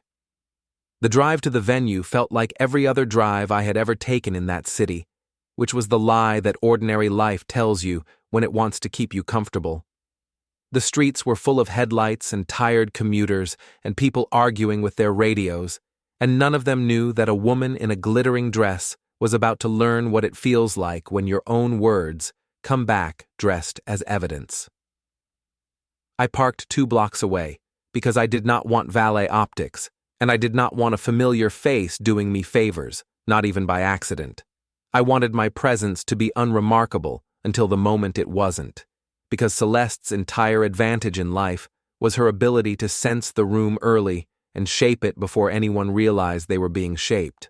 I walked toward the ballroom with the gift bag in one hand and the calm of a man who has already accepted the outcome. That calm was not courage in the heroic sense. It was the calm you get when you stop bargaining with reality.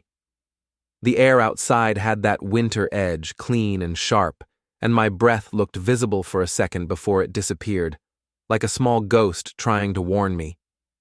In my head, I replayed the rules I had kept since the beginning.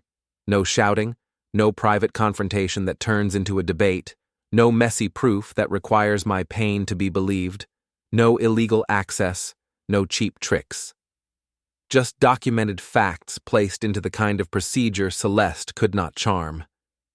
At the entrance, a staff member checked my name, smiled, and pointed me toward the main hall.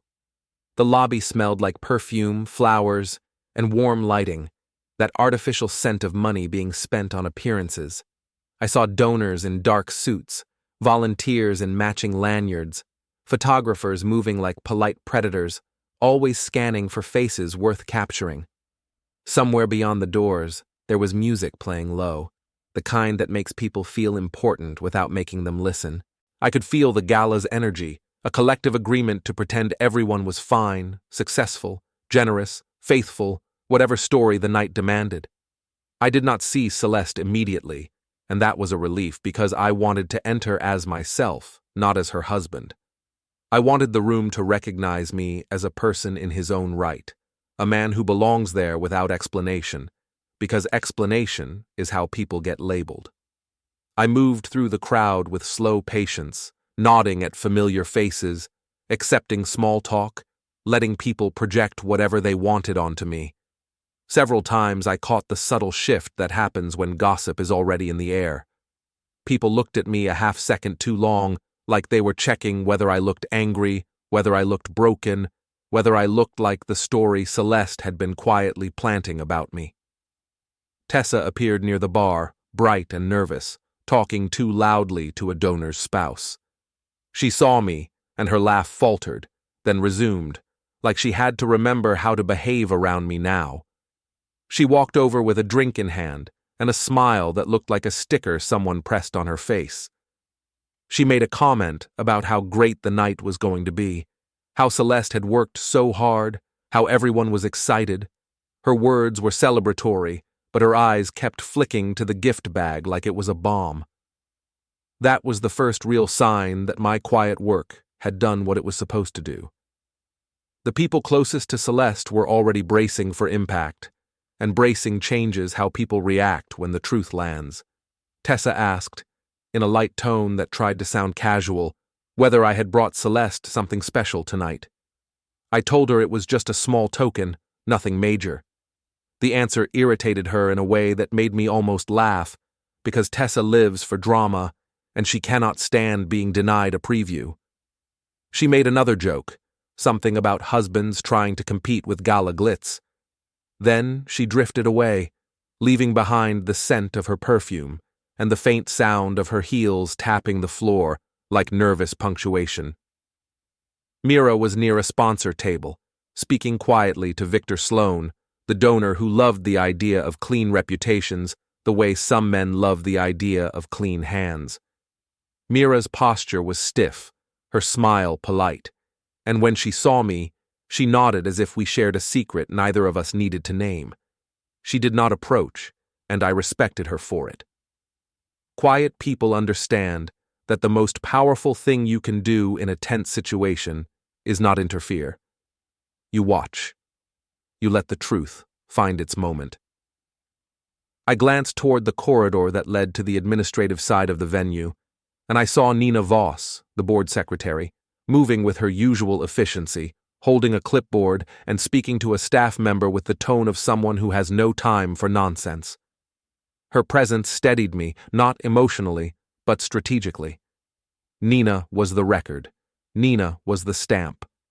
Nina was the person who could look at a room full of wealthy smiles and still care more about what was logged than what was implied. I did not approach her yet. I did not want to look like a man coordinating a hit. I wanted to look like a husband attending an event. Celeste's safety net was always perception, and I was not going to give her a thread to pull. The first hour of a gala is always the same. People drift, sip, admire each other's outfits, make promises they don't mean, and pretend charity is a pure thing rather than a social currency. Celeste's voice was in the air even before I saw her, that smooth, confident tone that makes rooms lean toward her like sunflowers. When she finally appeared near the center of the hall, she looked exactly like the version of herself she had been building for months. She was shining, smiling, greeting donors with warm familiarity, laughing at jokes that weren't funny, touching arms, making people feel seen. She was, in that moment, undeniably good at what she did, and a small part of me felt the old admiration rise, then die again, as I remembered the cost. Celeste's eyes found mine across the room, and her smile held for a beat too long. She walked toward me with that practiced glide, and when she reached me, she placed her hand lightly on my arm in a gesture that looked affectionate and felt possessive. She made a comment about how glad she was that I came, how important it was that we show support as a couple. She said it loudly enough that a few nearby people could hear, because Celeste never speaks privately when she can collect witnesses. I nodded and told her the event looked well run. The compliment landed like bait, and she swallowed it, pleased, because she always needs praise to feel safe. Then she noticed the gift bag. Her eyes narrowed slightly, curiosity and suspicion fighting inside her. She asked, with a laugh meant for the room, what I was carrying. I told her it was something small, a little reminder for later. Celeste laughed again, and she made a joke about me being dramatic, and she said it with the same smirk she had worn at home, the smirk that had started all of this.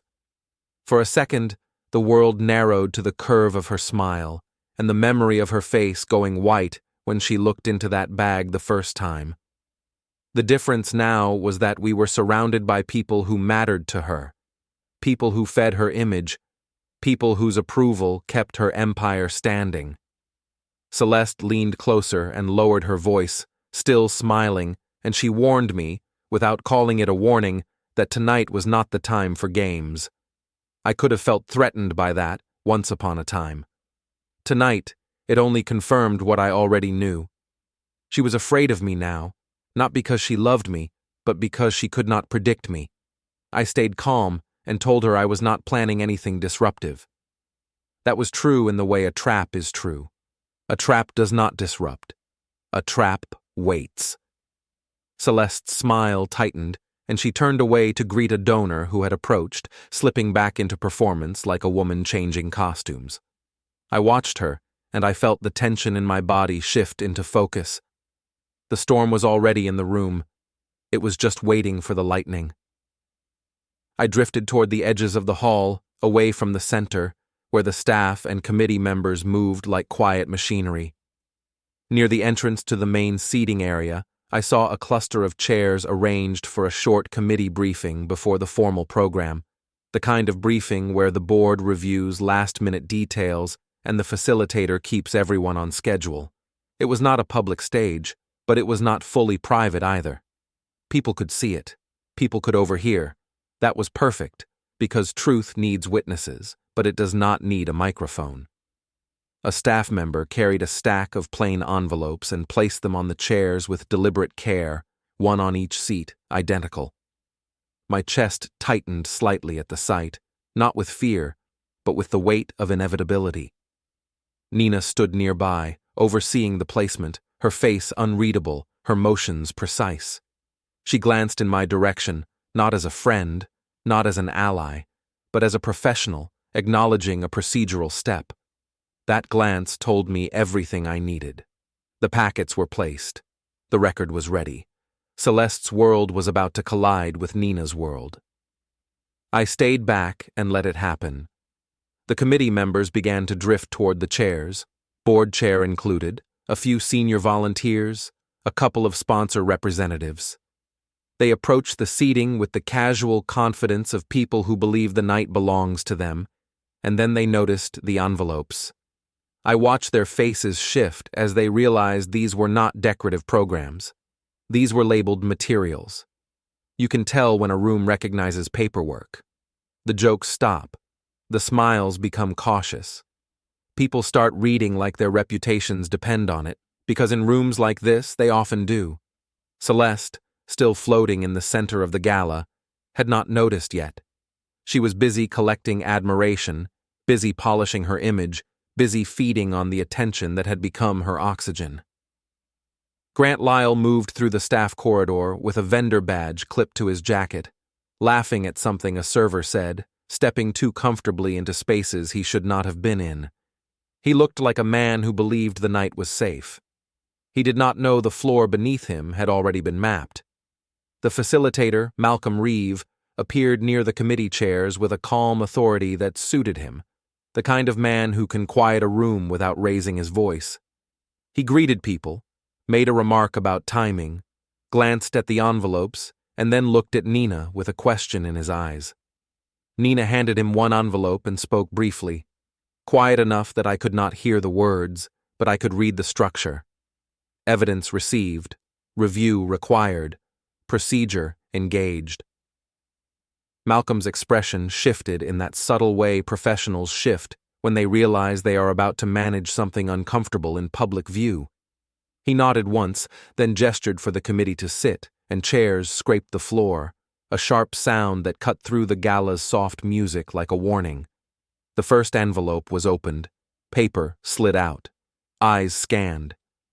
Someone's mouth tightened. Another envelope opened. More scanning. Another tightening.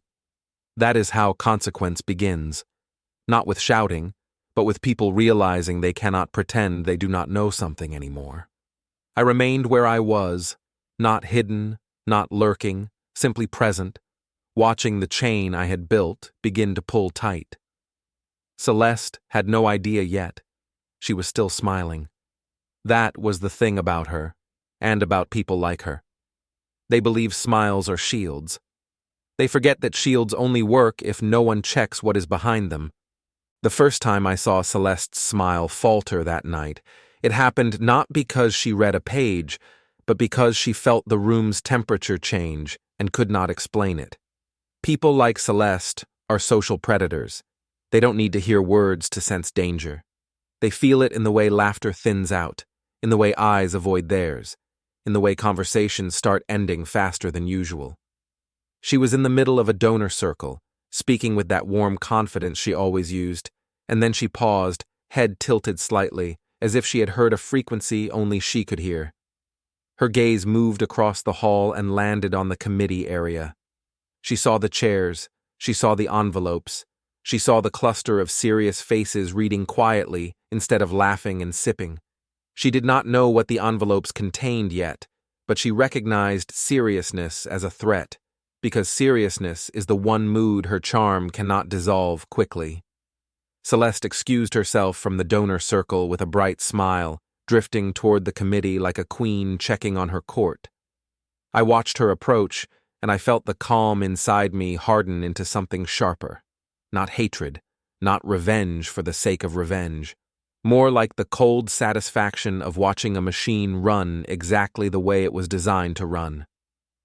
She reached the edge of the committee cluster and greeted Malcolm Reeve with a polished expression, trying to take control of the moment with friendliness. Malcolm responded politely but did not give her ownership. He kept his posture squared toward the committee, not toward her, which was a subtle refusal. Celeste's smile tightened again. She glanced at Nina, and Nina's face remained neutral, the face of a woman who has already logged the facts and does not need to react emotionally. Celeste's eyes flicked to the envelopes, then to the papers being read, and then to the expressions of the people holding them. That was the moment her body betrayed her first. Her shoulders lifted slightly, tension rising, and she inhaled too sharply, like she was bracing for a hit. Celeste asked, in that polite tone she uses when she is trying to mask control as cooperation, what the materials were. Nina answered quietly. I could not hear the exact words, but I did not need to. Celeste's face changed. The color drained just a little, not enough for the whole room to notice, but enough for me to see it from where I stood. She tried to laugh, tried to make it a joke, tried to frame it as a misunderstanding, but no one laughed with her, and laughter is her fuel. Without it, she looked briefly exposed, like a performer whose spotlight has shifted away. Celeste picked up an envelope and opened it, and I watched her eyes scan the page the way a person reads something they already fear is true. Her mouth tightened, then relaxed, then tightened again as she moved through the one-page table: date, place, payment, cover story. She tried to keep her expression composed, but the table was designed to do one thing: remove interpretation. It did not say she cheated. It did not call her names. It simply placed her words beside her actions until the space between them became undeniable. The board chair, a man with a careful donor smile and tired eyes, spoke quietly to Malcolm, and Malcolm nodded, then looked at Nina. Nina wrote something in the minutes log, the kind of motion that looks harmless to outsiders, but feels like a guillotine to someone like Celeste. Celeste noticed the writing, and her eyes sharpened with panic. Minutes are permanent. Minutes are the opposite of rumors. Minutes are how institutions remember what people wish they could forget. Celeste snapped into action, not loud, but fast. She leaned toward Malcolm, speaking quickly, trying to pull him aside. Malcolm kept his body oriented to the committee, refusing the private corridor Celeste always uses to contain crises. Nina remained seated, pen ready, waiting for the next procedural step. Celeste's usual moves were failing one by one, and I could see the frustration rising behind her eyes like smoke. Grant Lyle appeared near the corridor entrance at that exact moment, moving with the casual confidence of a man who believes he is untouchable because he has been treated as special for long enough. He looked toward Celeste, saw her posture, saw the cluster of serious faces, and slowed. He was not stupid. He was simply used to being protected by other people's secrets. Tonight, the secret had been converted into policy language, and policy language is a different kind of blade. Grant adjusted his vendor badge as he approached, trying to look like he belonged in the committee cluster. He offered a smile, the kind that is meant to reassure, the kind that says, "Everything is fine, I am here to help." The board chair glanced at the badge, then at the papers, then at Nina, and something shifted. The badge was no longer a symbol of access. It was a symbol of boundary. Malcolm said something in a calm tone, and Grant stopped a few steps away, still smiling, still trying to read the room. Celeste's face turned toward Grant too quickly, a motion that betrayed familiarity. It was a small thing, a half-second of attention, but it landed like a confession in a room full of people trained to notice social dynamics. Tessa, who had drifted closer to the committee cluster like a moth drawn to heat, saw that glance and looked away, pretending she hadn't. Because Tessa understood the social rule. When a queen is bleeding, you act like you do not see it until you know whether she will survive. The committee's reading continued, and the room felt heavier with each second. I watched a sponsor representative set the envelope down as if it had become dirty in his hands. I watched the board chair's donor smile flatten into something more serious. I watched Malcolm's professional calm turn into managerial decisiveness. I watched Nina keep writing, that pen moving like a clock counting down the moment Celeste could no longer spin. Celeste tried a new angle. She turned toward me. She did not walk fully into my space. She stayed close enough to the committee that the witnesses remained in place, and she approached me with that bright, careful smile she uses when she wants to look composed while cornering you. She asked, in a tone that tried to sound playful, whether I was responsible for the materials. Her eyes were sharp now, and her cheeks were still pale under the makeup. I met her gaze without blinking and gave her the answer she hated most. I gave her nothing emotional. I said I submitted documentation for review because documentation matters when vendors and reputations overlap. The phrasing was deliberate. It was the language of committee risk, not the language of marital betrayal. It stripped her of the ability to frame me as a jealous husband throwing a tantrum. It framed me as a person protecting an institution from a documented conflict. Celeste's smile faltered for a fraction of a second. Then she tried to laugh, but the laugh came out thin because the room around her was not laughing. She called it a misunderstanding, still trying to keep the conversation in soft territory. She hinted that I had misread things, that my stress had colored my interpretation, that I did not understand how gala planning works. I listened without interrupting, not because I agreed, but because interruption gives liars a foothold to accuse you of aggression. When she finished, I asked her calmly to explain one date on the page. Just one date. No speeches, no accusations, a single point in the table. Celeste's eyes flicked down, then up, then sideways toward Grant, then back to me. That tiny sequence was visible to anyone watching. It was the body language of a person searching for a script and not finding it.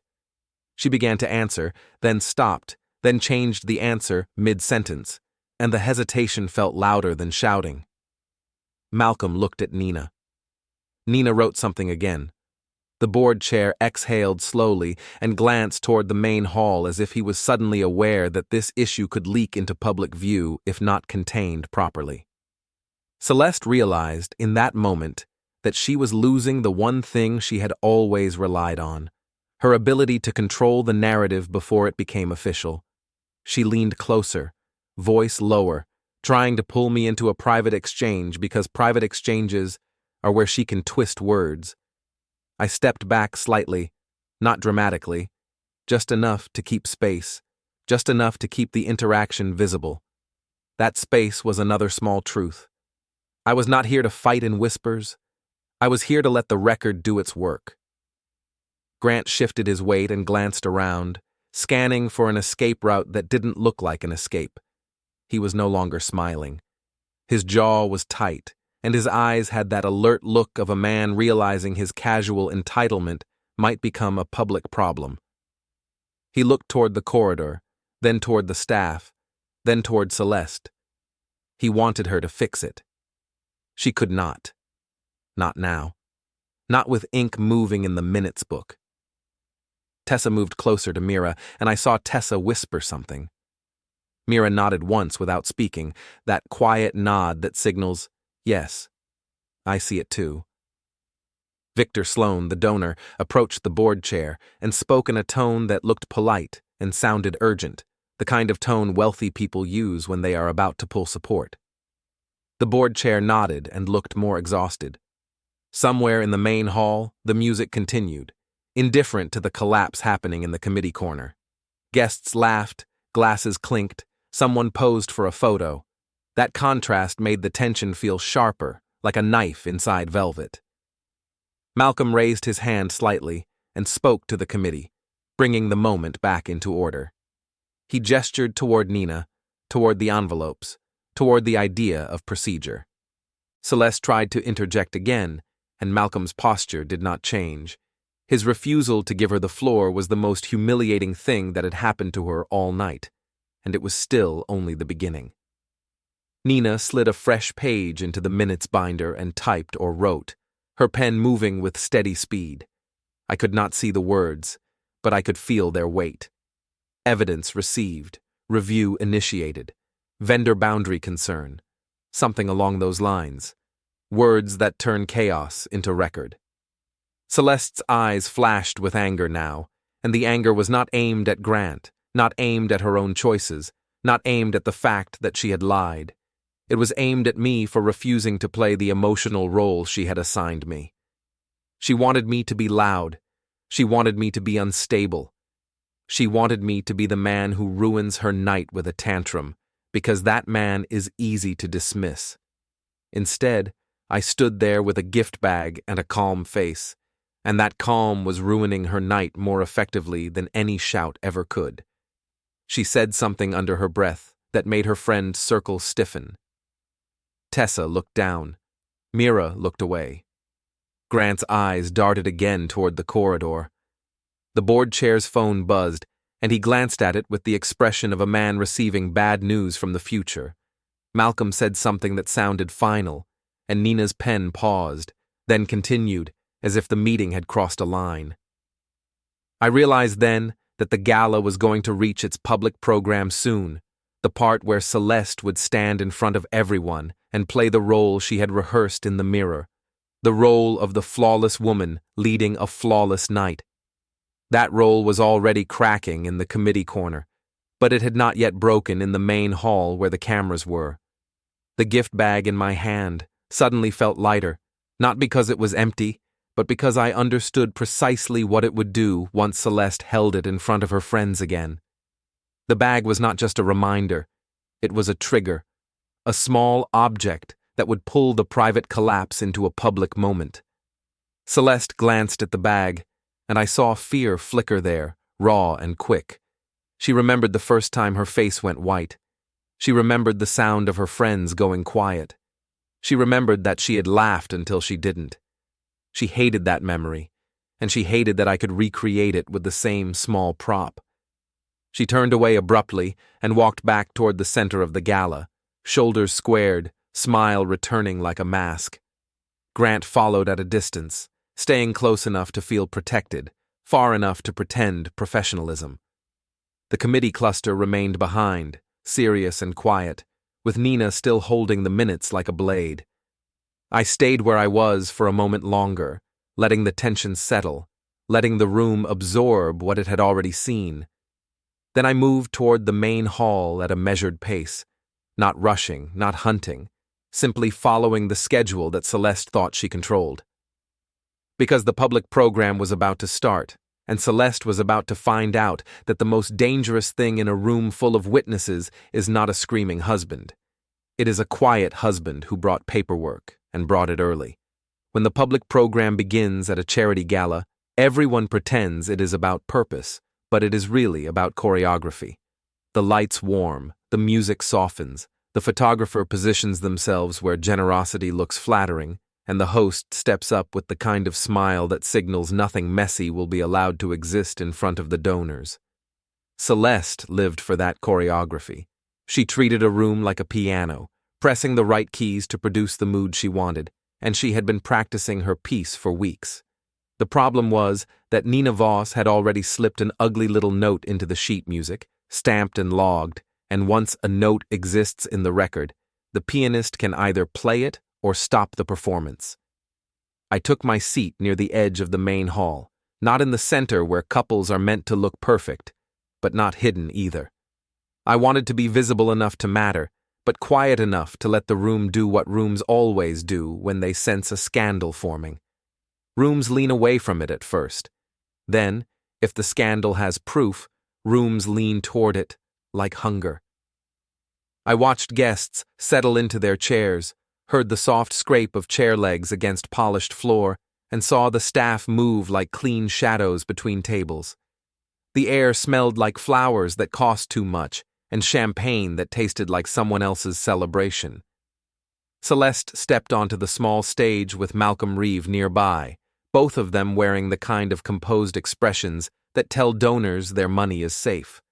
Celeste's smile was back in place, bright and flawless, but I could see the tension in her jaw now that I knew where to look. Her eyes were sharper, scanning the crowd not for gratitude, but for threats. She looked toward the committee area briefly, then toward Grant Lyle, who stood near a side corridor pretending to check a vendor list, while his body remained angled toward Celeste, as if she were his real assignment. Then Celeste looked toward her friend table, where Tessa sat with her lips pressed together in that fake supportive way, and Mira sat still, quiet, watching like a person who already knows how this ends. The host voice filled the hall, welcoming everyone, praising the cause, thanking sponsors, and the room played along, because donors love to feel like heroes. Celeste took the microphone, smiled wider, and began her practiced remarks, the kind of remarks that sound personal while remaining strategically empty. She praised the volunteers, praised the sponsors, praised the community. She made the audience laugh softly with a safe joke. She talked about loyalty and trust as if those words were decorations you hang on a banner. Watching her say those words felt like watching someone lay flowers on a grave they caused. I was not there to interrupt her speech. I was not there to fight her with my voice. I had already moved the truth into procedure, and procedure was doing what it always does when it smells risk. It tightens, it watches, it records. I only needed one public moment, one clean pivot where Celeste's performance met a fact that could not be smoothed away. During the applause, Celeste's eyes found mine again. There was something desperate in that look, something that tried to hide behind charm, but could not. She wanted to know how far I would go in public. She wanted to measure my restraint so she could calculate her own.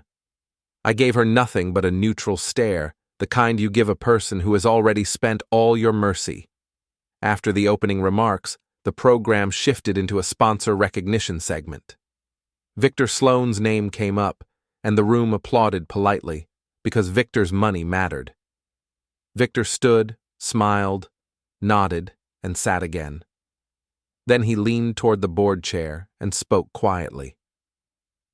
I saw the board chair's expression stiffen, the way a man's face stiffens when he hears a number change in a way he did not expect. Victor's smile remained donor-friendly, but his posture changed. He looked like someone preparing to detach. Celeste did not notice the details of that exchange because she was still riding her own performance. She was basking in the applause and the stage lights, feeding on the idea that she was untouchable.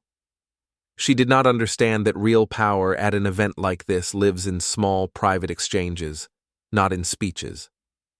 The next segment involved a brief committee update.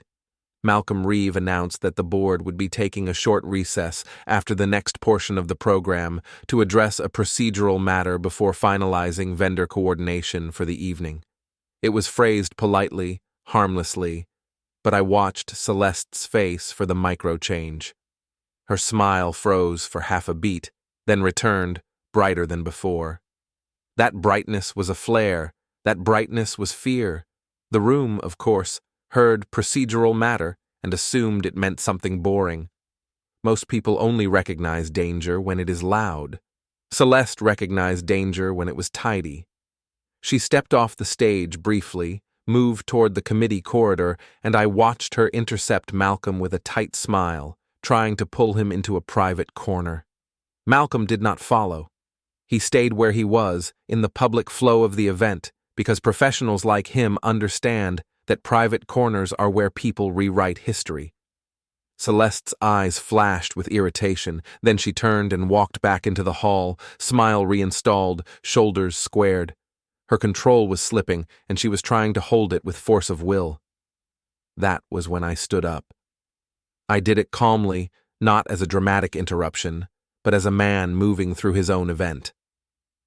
I walked toward Celeste's friend cluster first, because my final moment needed the right witnesses. Tessa noticed me immediately, her eyes widening slightly, because Tessa loves drama but hates being caught in the splash. Mira looked up slowly and held my gaze, not startled, not curious, just attentive, like she had decided she would watch this cleanly.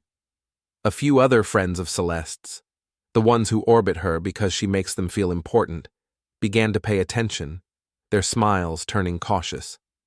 I approached with the gift bag held lightly at my side. The bag looked harmless. That was the point. The most humiliating truths are the ones that arrive dressed as a normal social gesture. Celeste saw me and forced a laugh, as if she could turn my movement into a joke before anyone realized it mattered. She stepped toward me, reached for my arm, tried to create the visual of a united couple. Her hand landed on my sleeve, and the touch felt like a transaction, not affection. Her voice lowered, still smiling, and her eyes warned me without saying the word warning. She wanted me to stop. She wanted me to save her from herself. She wanted me to help her keep lying. I kept my face calm and shifted slightly so that her hand slid off my sleeve without a scene. That small motion did something. It signaled to the nearest witnesses that this was not a playful couple moment. It was a boundary. Celeste's friends watched. Their faces held the kind of polite interest people pretend is concern.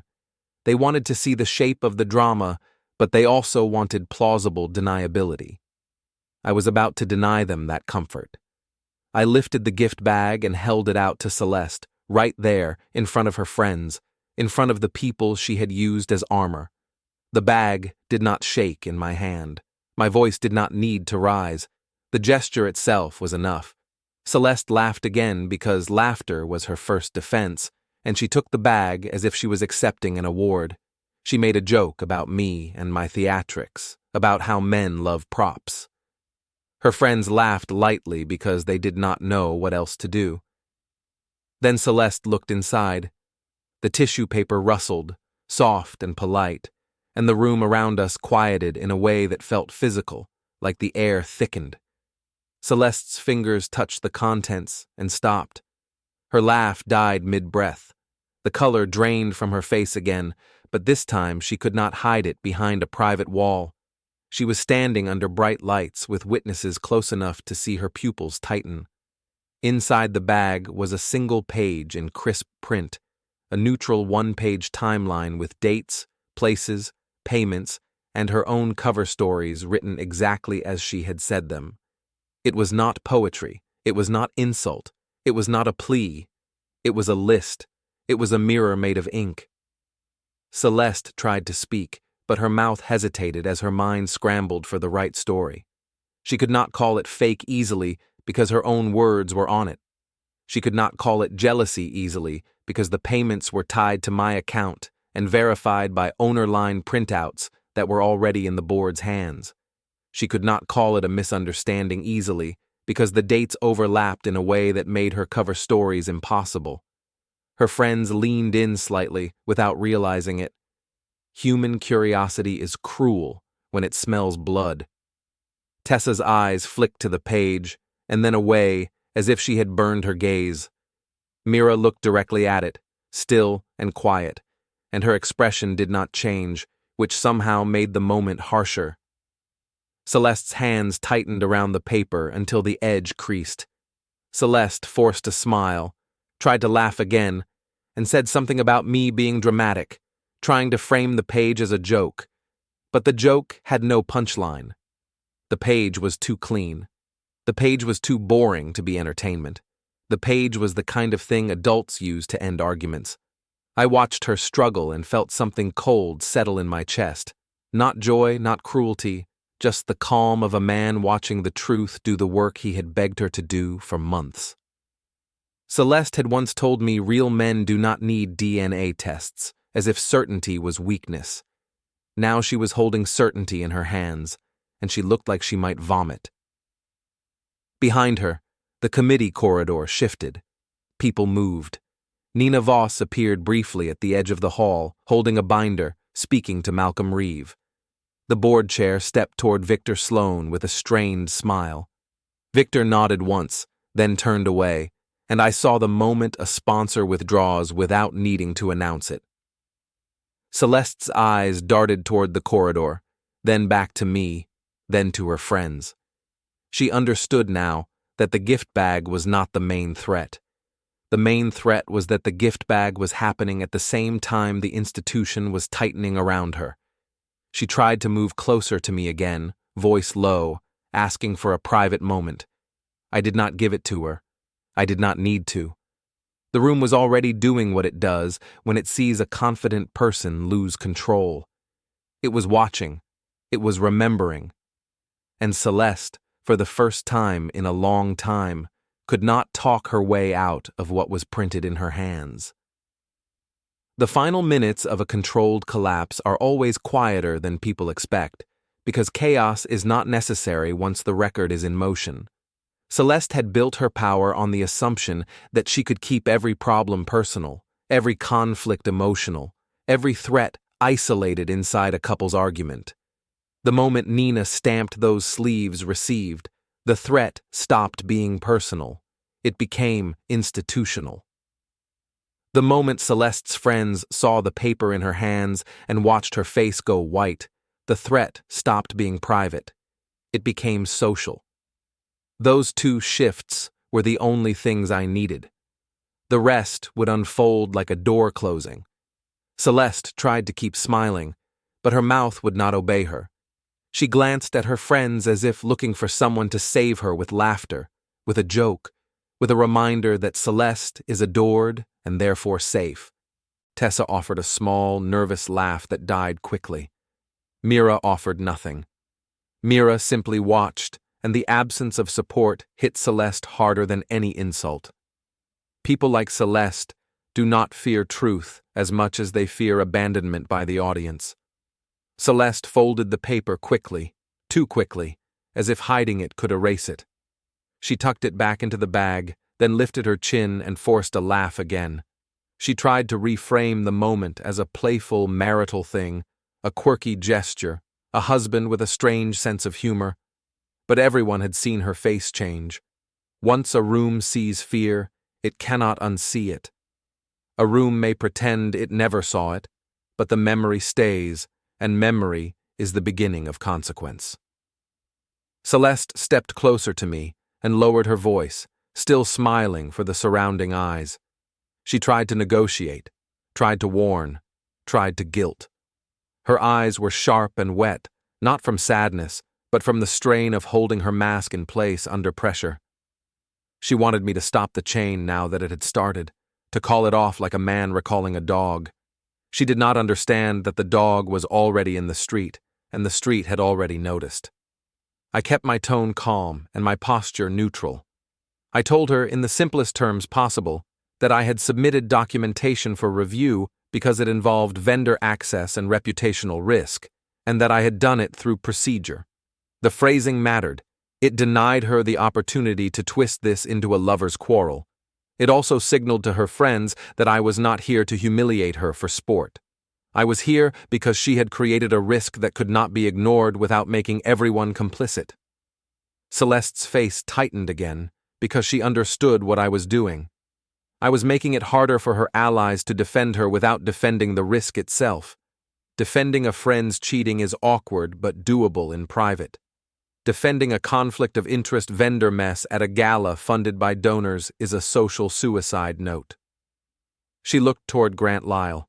Grant was near the corridor entrance, posture stiff, badge visible, hands too still. He was watching Celeste like a man watching the person who promised him safety realize she cannot deliver it. He started to move toward us, then stopped when Malcolm Reeve turned slightly and held up a hand, not aggressive, just procedural, the gesture you use to pause someone who is not part of the meeting.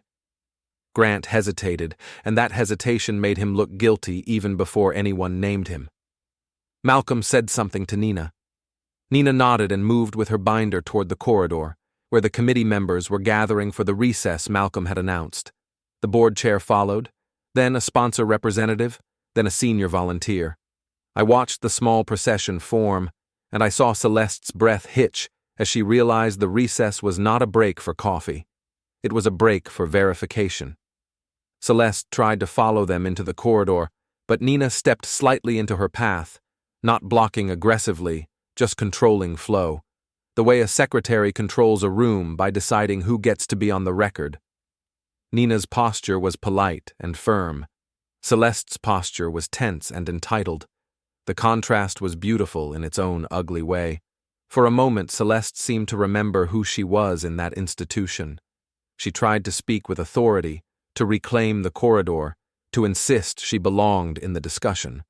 Malcolm's posture remained calm, his gaze steady, the gaze of a facilitator who understands that the moment you let someone emotionally hijack procedure, you lose the room. He did not raise his voice. He did not scold. He simply did not yield. That refusal was more humiliating than any shouted accusation could have been, because it told everyone present that Celeste did not control this meeting anymore. The recess began. I did not enter the corridor like a man chasing blood. I stayed in the main hall where the witnesses were, where Celeste's friends were, where gossip lives and breathes and multiplies. That was important because my method was never one dramatic reveal. My method was death by 1,000 lawful truths, small reveals that collapse the scaffolding. The gift bag moment had been one of those truths. Now I let the next truths land through the institution, because institutions create consequences with stamps, not with outrage. Guests continued to mingle, but their attention shifted. Conversations became shorter. People started checking their phones, the modern way of sniffing for smoke. Tessa drifted toward another friend, whispering fast. Mira stayed where she was, still watching, eyes moving between me and the corridor like she was tracking the only two places that mattered now.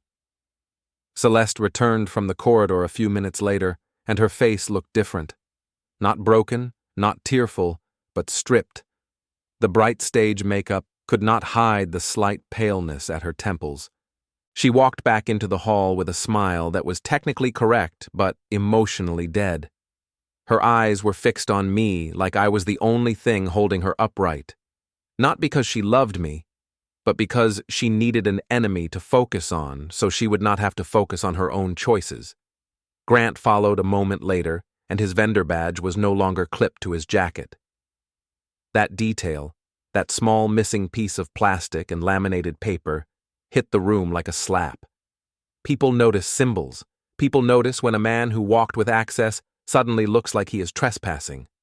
Grant's posture was stiff, his jaw set, his eyes narrowed in the way men narrow their eyes when they feel exposed.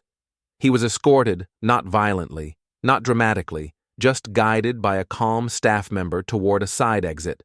Because policy does not need rage. Policy needs compliance. The staff member spoke quietly, and Grant's face flushed with anger, not at the staff, but at the fact that he was being removed from the stage he thought belonged to him. Celeste watched him go, and something in her expression cracked in a way that even her friends could see. It was not heartbreak. It was panic. The late twist that had been hiding in plain sight became visible to everyone at once. This was not just a private affair. This was a vendor access breach, a reputational disaster with donor money in the room. Celeste could survive rumors. She could not survive a policy problem that threatened the event's credibility. Victor Sloan approached the board chair in the open, not loudly, but visibly. Victor spoke, the board chair nodded, and Victor turned away and walked toward the exit with the calm of a man reclaiming his dignity. People watched him leave, and I saw the ripple of recognition. When a sponsor leaves early, the room understands there is rot under the polish. Celeste stepped toward me again, closer now, no longer pretending the moment was playful. Her voice shook slightly as she tried to talk me down, to ask what I wanted, to offer a negotiation, a compromise, a private conversation later. It was the same strategy she used every time a problem became real. Delay, soften, reframe, contain. She wanted to contain this too. I looked at her and felt the last of my old hesitation evaporate. I did not hate her. I did not need to. I simply saw her clearly, and clarity is enough. I told her, calmly, that she had laughed at the idea of needing proof, and that now proof existed in multiple places with stamps and dates, and that the institution would do what institutions do when they are forced to choose between a person and a reputation. I told her, in the same calm voice, that the mediation appointment was scheduled, and that her cover stories would not matter in that room either. I did not threaten her with prison, because I never needed to. I did not threaten violence, because I never wanted it. I only named the outcomes that were already in motion, outcomes that were social and professional and civil, outcomes she could not charm away once they were typed into minutes. Celeste's eyes widened slightly at the mention of mediation, because that was the one word that cut through her defenses. Mobs can be managed. Friends can be managed. But a scheduled session on record, with paperwork, means the person across from you is no longer negotiating from emotion. They are proceeding. Her friends hovered nearby, pretending they were giving her privacy while actually feeding on the moment. Tessa's face was tight and shiny with stress, and she looked like she wanted to be anywhere else. Mira's expression remained quiet and unreadable, but her eyes held a finality that felt like a verdict. Celeste's social shield was dissolving in real time. People who love you will step forward when you wobble. People who love your power will step back and watch you fall. Malcolm Reeve returned to the main hall and took the microphone again, voice steady, face composed. He announced politely that the event would proceed with revised vendor coordination and that any concerns had been documented and would be reviewed through proper channels. It was the kind of announcement that sounds boring to outsiders and devastating to the person it targets. Documented, reviewed, proper channels. Those words meant Celeste was no longer steering this night. Nina Voss appeared at Malcolm's side briefly with the binder in her hands, and I saw the stamped sleeve edges peeking out, neat and labeled. Nina's presence was the final confirmation that this was not rumor. This was record. Celeste stood beside me under the warm gala lights, surrounded by friends who were now watching her like she was a stranger, and she held the gift bag with white knuckles as if it might pull her under. She opened her mouth to speak again, to find a story, to find a label to put on me that would make the room turn away from my proof. But the room had already turned away from her confidence, and confidence was all she had brought. I leaned slightly closer, not touching her, not threatening, just close enough that she could hear without anyone else needing to. I reminded her, in the simplest terms, that real men do not need DNA tests, only if real women do not hide them, and that tonight she had hidden nothing well enough to survive. Then I stepped back and let the silence do what it always does when facts have already landed. Celeste's eyes flicked from the gift bag to the corridor to the exit Grant had been guided through, and she finally understood the shape of the trap she had walked into. It was not a cage, it was a mirror. It was her own image reflected back with dates attached. Around us, the gala continued, because money always demands the show go on, but the mood had changed. People smiled with less warmth. Conversations had a sharper edge, and Celeste, the woman who had built her life on being the center of a room, stood in the center of it and realized she could no longer control what the room knew. She tightened her grip on the bag, tried to lift her chin, tried to smile again, and failed. And that was the moment the night became official.